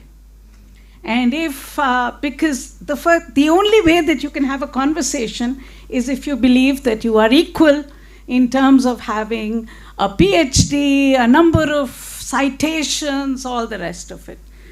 And I think it's very important, and I'm saying this particularly because you have leadership of someone like Ashutosh here, that you need to step out of your comfort zone. And you need to step out of your comfort zone because right now we are in very, very tough times. We have the issue of climate change, which Akhilesh talked about. It's intensely political. It's intensely scientific. Science is politics as far as climate change is concerned. And yet, that infusion of science and politics is something that we are not being able to discuss, we're not able to talk about, we're not able to inform large numbers of people. We have the issue of impacts of climate change. And I think one of these scientific institutions, which I believe has really stepped out of its comfort zone, has been the Indian Meteorological Department, IMD. I have huge regard for how they have stepped out to talk about the extreme weather events. They have talked about how you are needing to redefine what is a heavy rain event. You're talking to people. And that's also because weather is life. And they are beginning to appreciate how you need to convey that more and more with more accuracy to large numbers of people. The Cyclone Prediction Center that they have set up is incredible. Is incredible. I mean, to watch it in action, to see how the decisions are being taken real time is something that needs to be, I talk about it a lot. Down to Earth, our magazine talks about it a lot. We need to be able to get people to understand the role that science plays in prediction, in forecasting, in making sure that when you're seeing today the rapidification of cyclones because of intense warming of the oceans, the warming spots that are happening, we need to understand that. We need to understand how globalized our weather is. We talk about globalization, and yet we don't talk about the globalization of our weather. So the basic point is science is about everyday life. You talked about Professor Tiwari, the earthquake today. 7.1 on the Richter scale.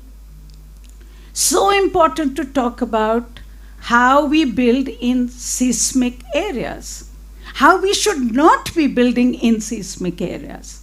And that's where I believe that science will have to be inconvenient. And that's my third point, that you will have to step out to also participate in tough public discourses. It's very convenient to stay within closed doors and make opinions and talk about how important issues are. I have been privileged to be part of some of your closed door conversations, and I find them, to be very polite, inconsequential. Because it's easy to be polite in closed doors, but you need to engage. You need to be out there talking about very inconvenient issues and participate. I mean, yesterday, day before, there was a firing that happened, or somebody self-immolated themselves because hazardous waste from Union Carbide was going for incineration to a facility under court orders. Very important to dispose of that hazardous waste.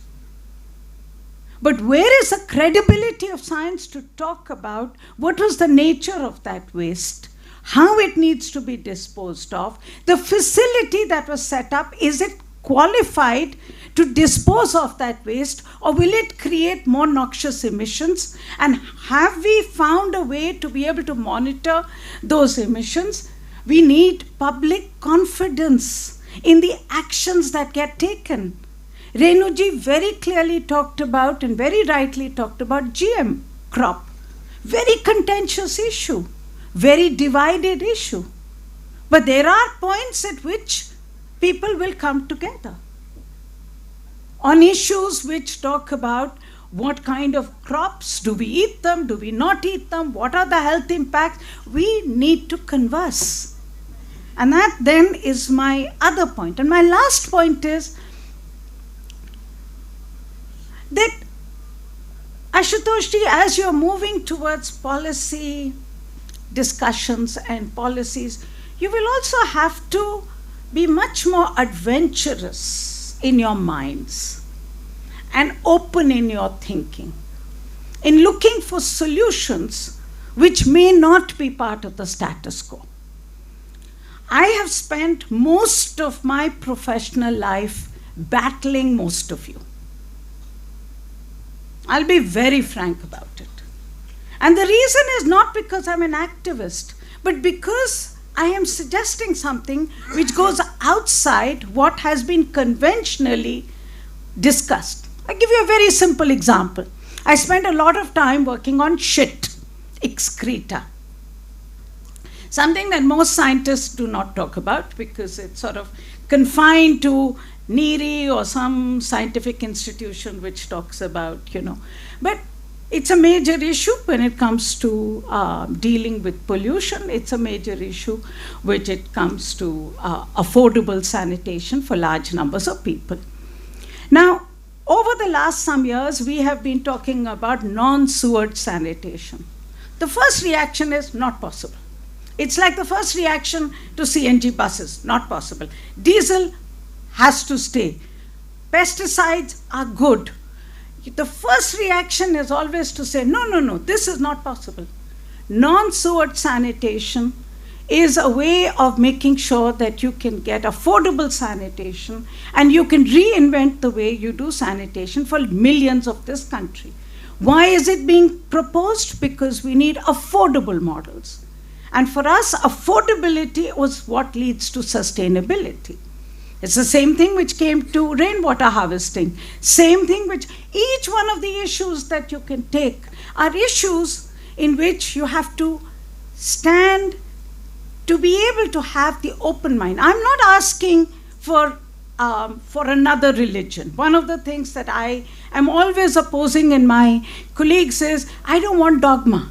I don't want you to tell me this is right, this is the truth, because it's the only truth that exists. There is no one truth. And all this at this time, when the world is changing so fast that we will not know what even science is about in the coming, not even decade, I would say next few years. You're privatizing science, you're privatizing government, you're creating big tech to decide on what's right, what's wrong, what's public, what's not. Actually, there is very little public space left. And this is why the role of academics, the role of scientific institutions becomes even more critical.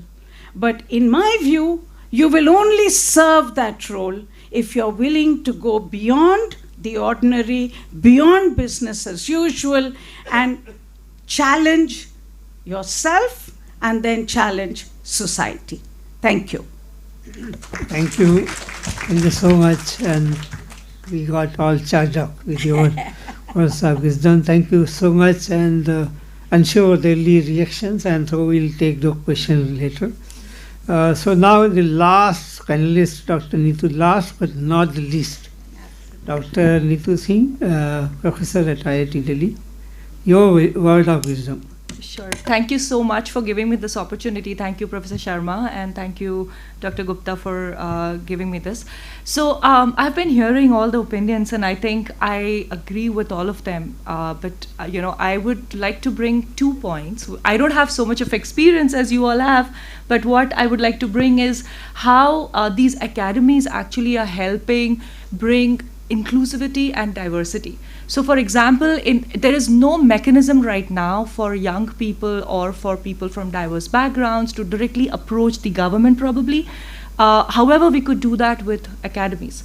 So for example, being part of academies, and if we can create white papers, the younger generation, the younger scientists can also get that opportunity to actually give their voices.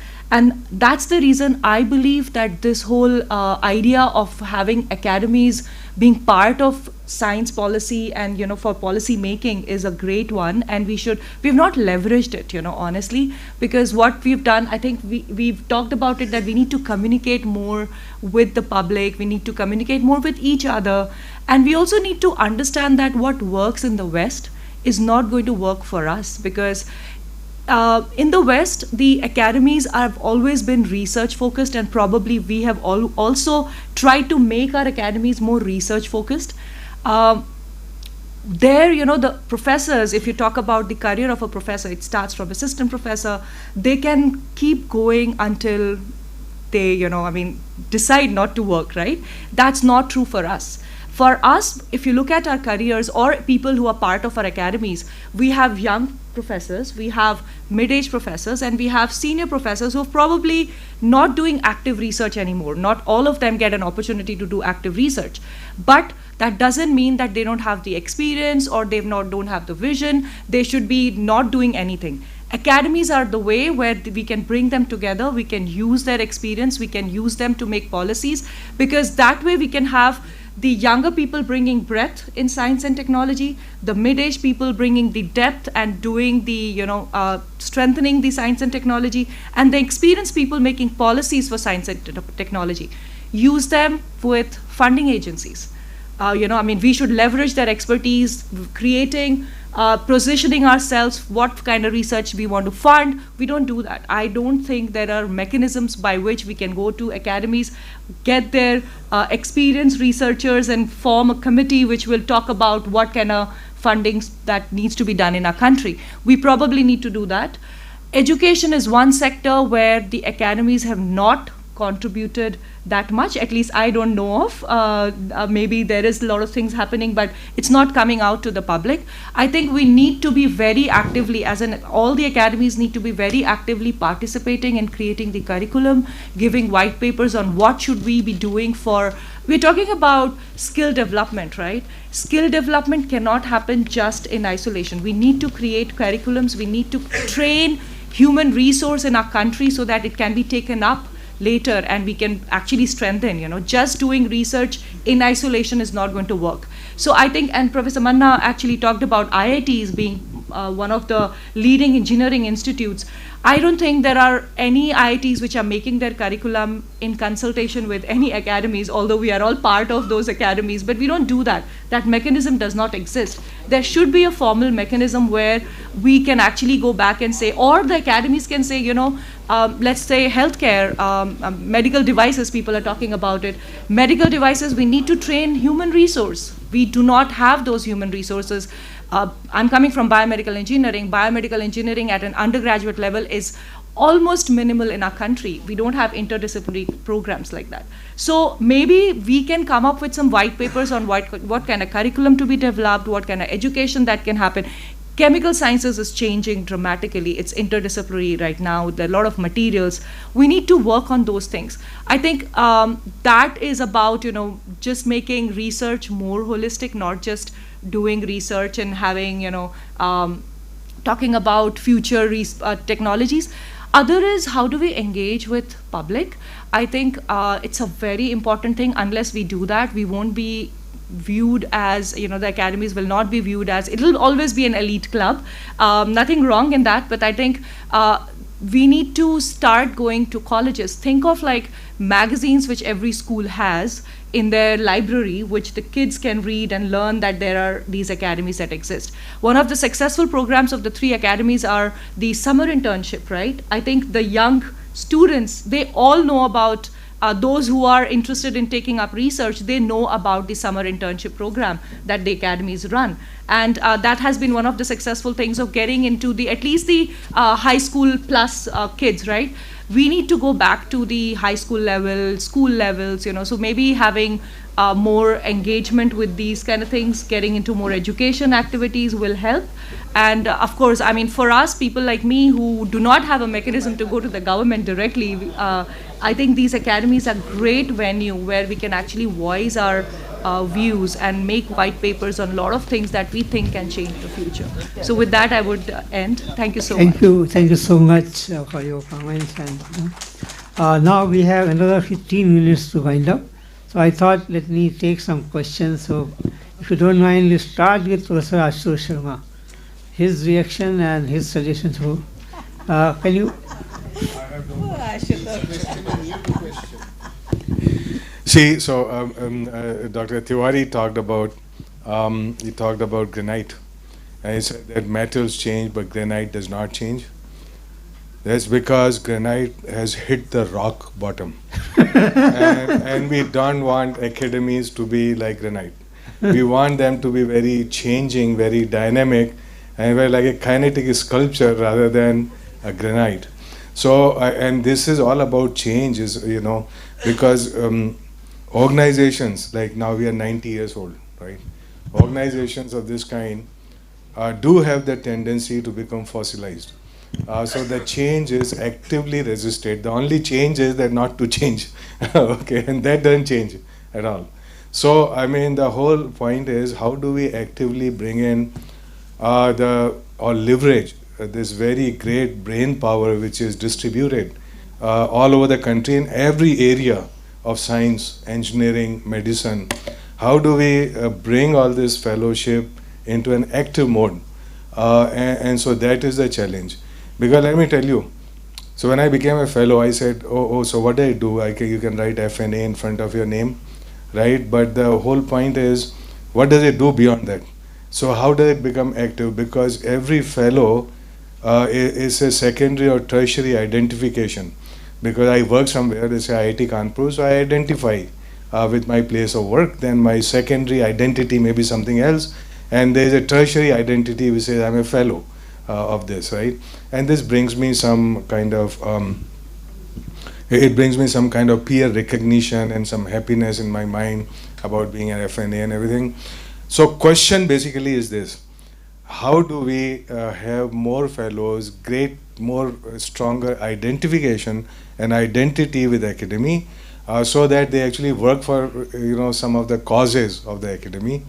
And in fact, I would throw the same challenge to panelists here and all the fellows here.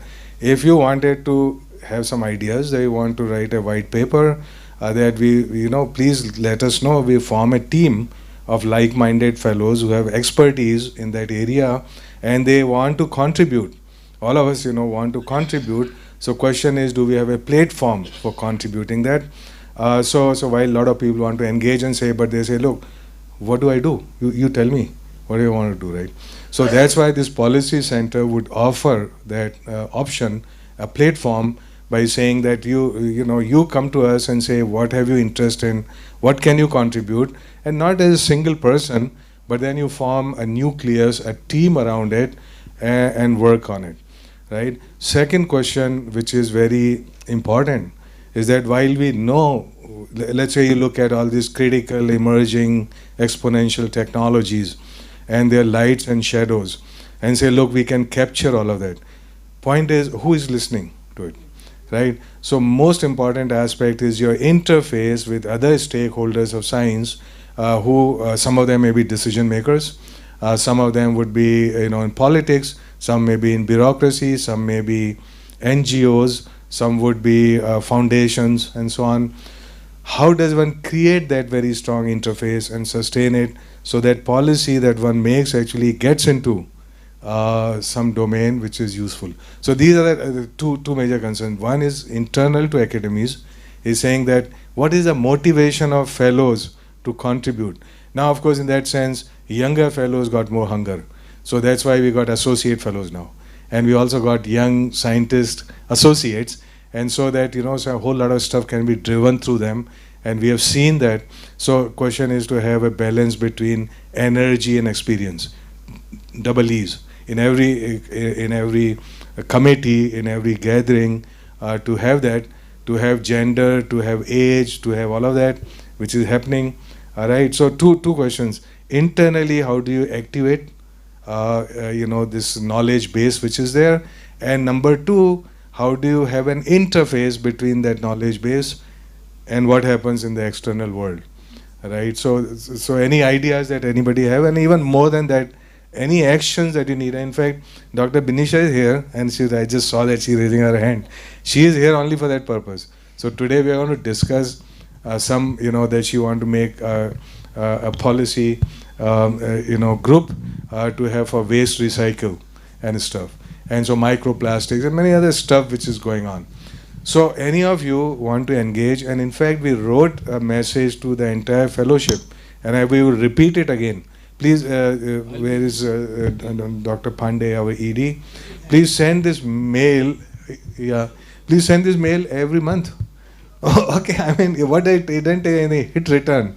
Okay, you got this mail. Hey, if you got any ideas about, you want to engage with Policy Center, what is it you want to do? So, you write once, nothing is going to happen, right? You have to write continuously, and in fact, give some examples. You say, look, this is happening, now we got a group in these areas, you want to join? All of that, proactively we have to reach out and do it, and indeed, I have no doubt that the major function of academy in the years and decades to come must be related to leveraging this, all this wisdom, knowledge, information that resides with our stakeholders in terms of policy and advocacy and advice and creating that interface. In fact, we have one of the young policy fellows here. He's just coming from Bhutan directly, and he just came from airport, Pranav. And he also got married recently, so he's very happy. I can see that, right? That happiness is short-lived, by the way. So, so now gear up for the next phase. So like he's saying, okay, we want to create an interface. See, there is no interface between scientists and politicians in this country, right? I mean, this is ad hoc. So if somebody will say, hey, I want to know something about it, okay, you give somebody, they will call and say, okay, you do, right? But there is no systematic interface wherein you say, look, I can approach INSA or some academy and you give me advice regarding such and such, right? And so I think we want to create such an interface, let's say both with bureaucracy and politicians. Dr. Sunita Narain knows how hard it is among any of us, I mean, here, right? So anyhow, so yeah, some very quick thoughts, and I'm not one of the panelists, so I can't speak more, right? Yeah, okay.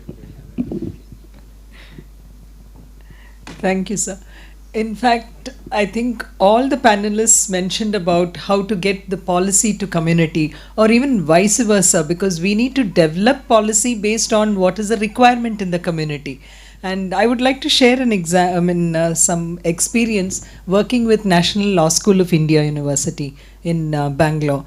We created, it was created by NLSUI, a law clinic, which was very effective, because otherwise we can make white papers, we can have reports that goes to the government, and of course there are implementation measures which are done.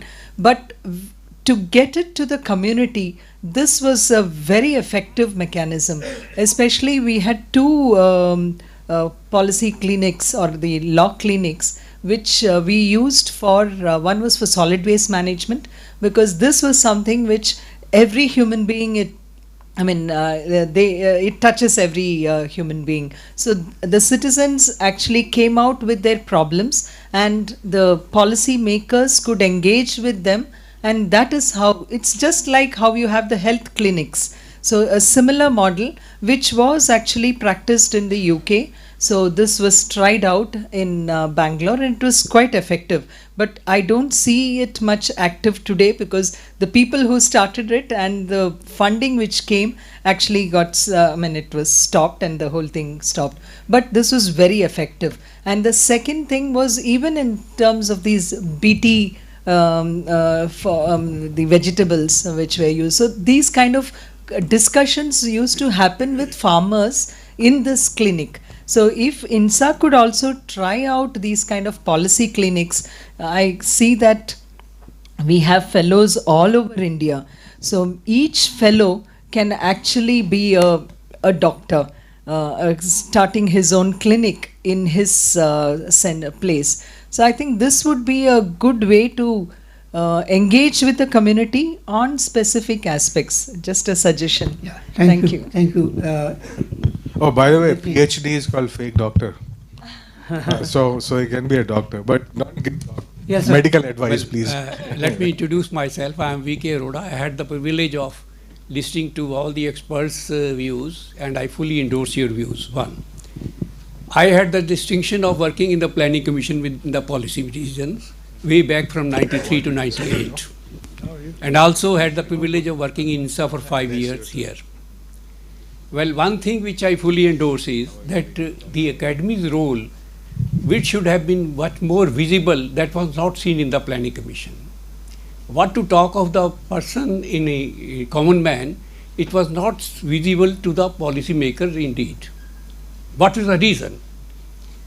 I was, when we interacting with the administrators there, and also I appraised the minister, sir, we need to increase the GDP for education as well as the S&T. He said, why? I explained them the reasons behind it. But unfortunately, what we found was, the scientific reports which were being seen in the planning commission, many times those were not administratively feasible, financially viable, and implementable. Please remember that we are insisting on larger percentage of GDP, which each one of us has advocated. If you want a guaranteed and more GDP for these areas, we need to have a very robust scientific reports based on scientific evidence, and which are convinced and are useful immediately for solving our problems, emerging issues, and societal needs. To sum up, what I suggest is the INSA, institutions like INSA, which has the distinct advantage of having a largest pool of well-established experts in different scientific fields, has to play a proactive role to not only make itself visible, but also to convince the policymakers that here are the solutions which we can suggest and which are implementable. Thank you. Thank you. Thank you. Professor Chauhan, you'd like to say something? No, actually, Sunita, I'm going to take advantage of your being here. But before which is slightly out of the purview of what we're discussing, But let me just go back to role of INSA or the societies. I think you provoked enough in your what you talked about scientists. But I think scientists also need to be fearless, completely fearless in communication. I think we felt that in this country for many, many years that the scientists probably don't come out or don't come out. Actually, I wrote about this sometime. It's just that there's a cloud of fear that if I said this, I might be put into this block. But let me ask you what I wanted to ask. The fearlessness in communication is not just communicating, but your communication has to be absolutely fearless, based on science, as somebody said. But the question I want to ask you is there are many things happening right in front of our eyes. For example, wildfires in Canada every year, in Spain, in Greece. Currently, UK and USA are going to have the coldest winter probably they ever had. This is happening in real time. I mean, not to say about Delhi becomes most polluted city in December, January, year on year. The science is not missing. I don't think National Academy of Science has not said enough in America that these are the facts, this should not happen, this should happen. Every society has said that. INSA probably can say, if it hasn't said it very clearly, that this is what needs. I ask you this question, we see COP 27, 28, 29, the top leadership of China and India were missing this time. Have you given up? Or have you we know this is happening. Is it a fait accompli for the young generation coming that if a most powerful country can just walk out at will and say we'll dig more, we'll get more oil out, we'll sell mess. I'm not just talking about a country. Our GDP is low, why should we pay so much money? We need 300 million, but we can't give more than 50 billion. Can you just comment on that from where you see, because you spent your life? My worry is this, as a scientist, that something which is evidenced, science, enough science is there, and yet we are watching it as a horror movie.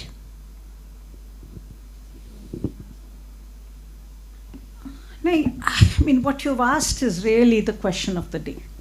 It is absolutely the question of the day. I think there are two parts to what I would answer. One, I don't think we can give up. There is no way you can give up. The horror that we are seeing today is only the tip of the iceberg. We are not even at 1.5 degrees centigrade rise, okay? And we are going to get there very close. Yet today, our report, and aapne dekhi hogi, we just put out a report where we take all the IMD data and we put it together in terms of what is the big picture it is showing. And what it is showing is one extreme weather event a day in India. One extreme weather event a day in India. And just think of the human face of that. I mean, last summer when we had that horrendous, brutal heat wave, most of us can just rev up our air conditioners, but just think of the people who were dying. And when my colleagues went out and they started looking at this, the science, and that's where science is evolving, that's where knowledge is needed, is what they essentially came back with is the fact that the difference between daytime temperature and nighttime temperature is decreasing. So earlier on, days used to be very hot, but nights used to cool down. And because of that, the human body got time to recover. But what you're getting today is a double whammy. You're getting intense heat, and added to that, you're getting the concretization, the increased heat from our cities. You're getting the use of air conditioners, vehicles, which are emanating heat, which is leading to today nights even staying warm. Now, what is the impact of that on the human body? It is completely different from when the night was cooler. And that's the medical science that needs to be understood. That's the knowledge that needs to come out. And the evolving nature we are seeing, as you're saying, the horror movie in front of us. But we need to be active in that horror movie to keep explaining to people. And that's why I agree with Renu ji that it's not just policymakers. We need to talk to people. We need to amplify this knowledge so that we can build a much better understanding of what's happening and hopefully turn back. And my other point is, and my biggest worry, is what I'm seeing in the US and I'm seeing in Europe today, the literate societies. The complete rejection of knowledge. That is worrying me. I mean, when COVID happened and all our friends said, vaccine nahi leni hai, I'm like, why? I mean, if a doctor tells me to take a vaccine, I will take a vaccine. I have faith in the expert, but not across the world today.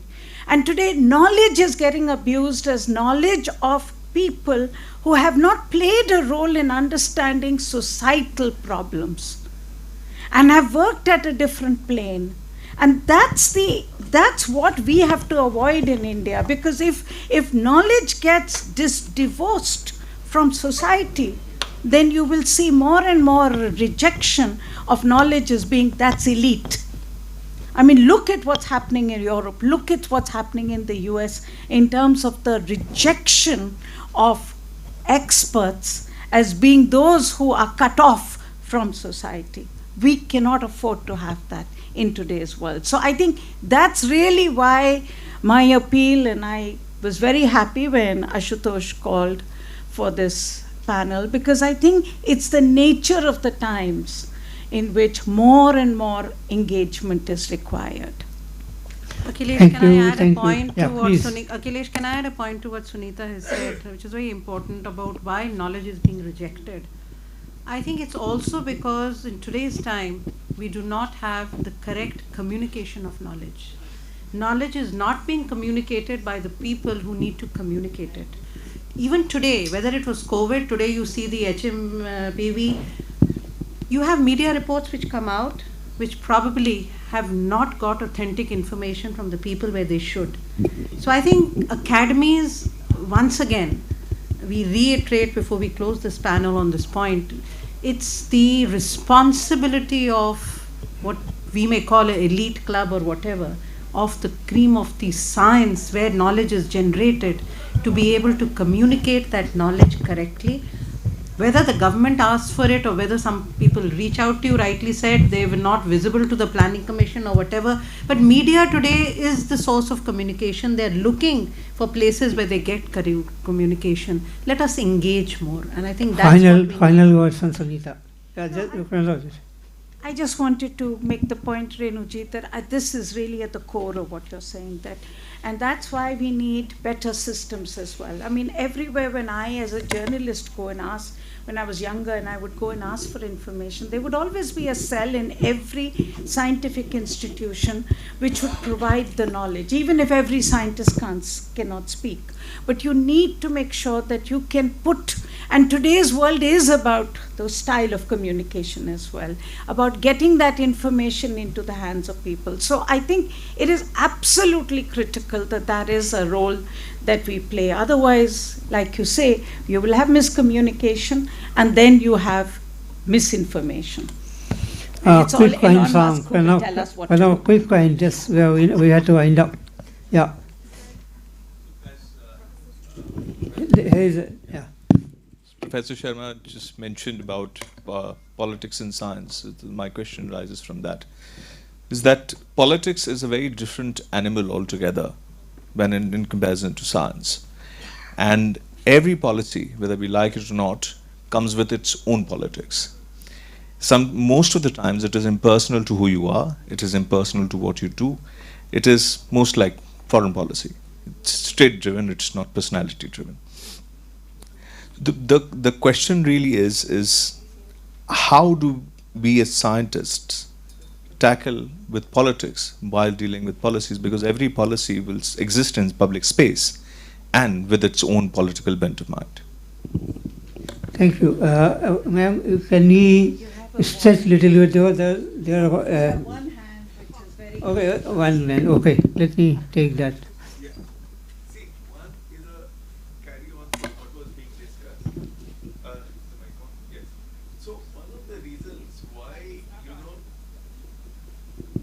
one of the reasons why knowledge is being rejected is the public perception that knowledge and expert knowledge is more and more linked to financial exploitation.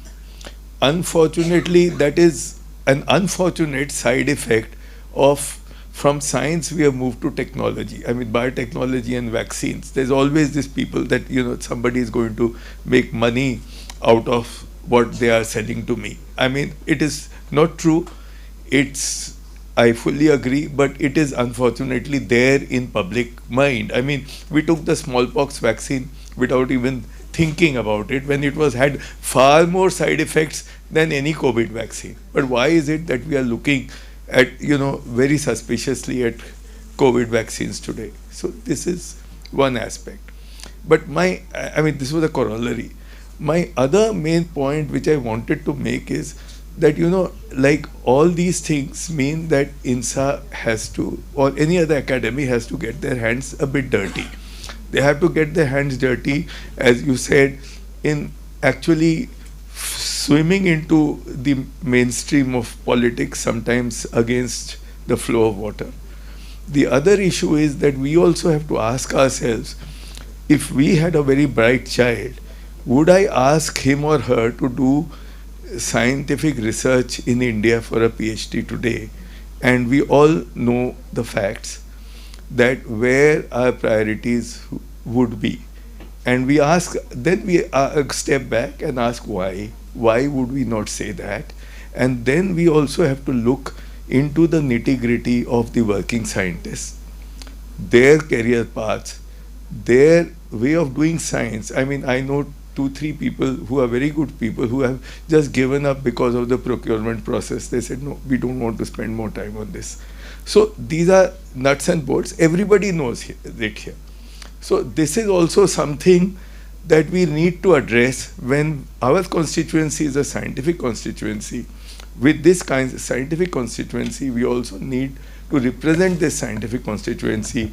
When, you know, when Dr. Renu Swarup was secretary, there was this national biotechnology policy, and there I was part of the group, and we suggested an ease of doing science business, which was taken in a part of the policy.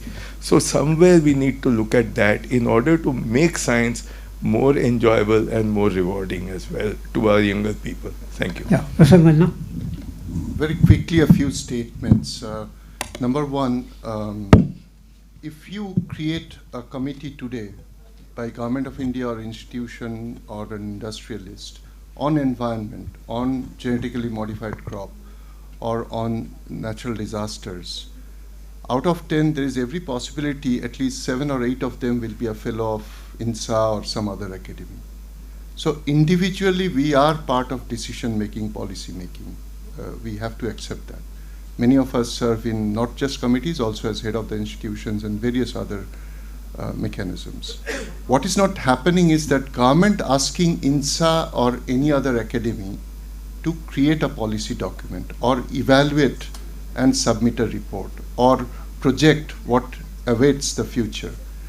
So we as academies have to not only talk about problems. Problems exist, everybody is aware. Even the man on the street knows there is a problem with the climate change.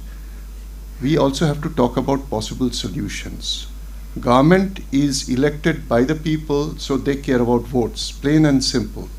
And they'll care about academies only when that helps them to get more votes. And that can happen when we not only talk about policies or problems, but also talk about, for example, Delhi has huge pollution problem, air quality index very poor during the winter. Everybody is aware of that. Can we come up with a solution, at least a strategy to counter it? India is a developing nation. The Prime Minister always says we have to be Viksit Bharat by 2047. India produces 125 million tons of steel per year, which is the total world generation is 1800 million tons. China alone produces over 800, 900 million tons. So if India, if it has to go to the projected limit of 300 million tons a year, per ton of steel we produce about 1.8 to 2 tons of carbon dioxide. And that's a very bad news for the environment. So we have to not only talk about the CO2 emission and its danger, but also a possible remediation of that. We need steel, we are a developing nation, we'll continue to construct, but what is the solution? So as an academic, we must try to direct ourselves or focus ourselves on creating policies and also talk about possible scientific solutions. Thank you. Okay, I got an alert for time. Last question, last comment. Yeah, I am very simple. I endorse the views of Dr. Renu that the communication, right communication is a very important. I was a professor at Punjab Agriculture University. I will let you know the example. I usually be called on the television to give a talk. And during the talk, I mentioned that there is a zinc deficiency in the fields and how it's to be corrected. And then there was we have a very good role where all the administrative agriculture people, they come every 6 years. We have a Kharif workshops and Rabi crop workshop. There we have pointed out very much, and the director of agriculture came, that what we have to do, give a subsidy on the zinc sulfate. Where we get the zinc sulfate? There was no zinc sulfate. Then the factory started manufacturing. And then in the factories there was a spurious zinc sulfate coming, and which I identified and put in the testing laboratory, Indian standard, and put in testing laboratory. And then it happened to be that the P.N. Nair, who was a journalist, he happened to come to the Punjab Agriculture University, was raining, and the Vice Chancellor called me that to show him the field. I took him to the field and showed him. He said, oh, it's so much a problem of that. He said, you wait for 3 days. I go back and come with the field. So he came with the team of television and make a story of green fields of Punjab and green fields of United States. He put in a span paper. And when I go on the television, there is a girl who came from the Home Science College, and he said, brought some sample of wheat. Oh, from where you are coming? I'm expecting this. What is this? And I am putting the zinc sulfate there, and our crops are not going. It's not zinc sulfate. It is the manganese which is coming up. It was because there was sandy soils, and during the rice crop, the manganese leached down below the root zone, and there's symptoms of manganese deficiency. So identification of just like the doctors, you have to identify the right kind of the disease and find a solution. Yeah. So immediately I took the jeep and went there with from the laboratory manganese sulfate solution, and I sprayed on that field. Within a week, the crop recovered so much. The farmers came flocking in my laboratory. Really? What is this? What is this? Tell me. I don't tell you, but let us confirm it there. So that was the teacher, farmer who came there. So role of the communication, right communication in a simple word on the television. This platform has to be created so that the knowledge should spread. Whatever policy decisions we are making, it has a sound scientific knowledge.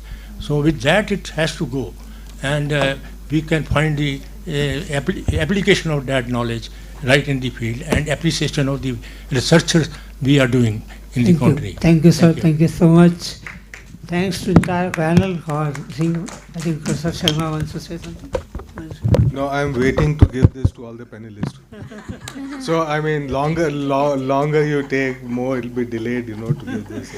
I now request Professor Ashutosh Sharma to please felicitate and present a small token of appreciation and gratitude to our esteemed panelists.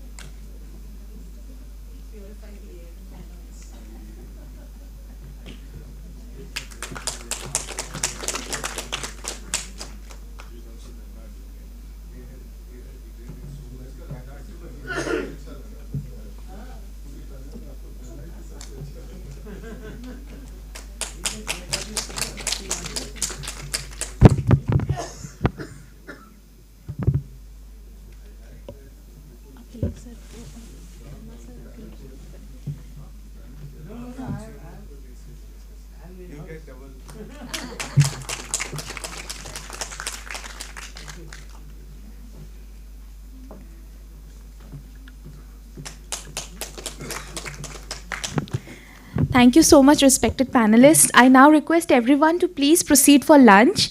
Thereafter, I request everyone to please gather again here at 2:20 sharp.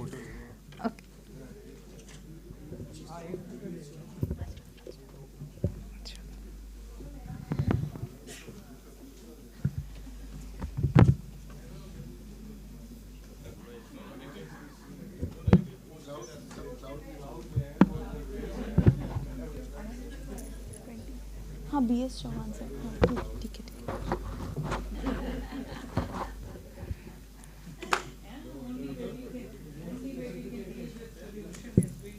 बोल दो अच्छा We are honored to have with us Professor B.S. Chauhan, our Senior INSA Fellow. I request Sir to please come up on stage as we felicitate you for your contribution to the Academy.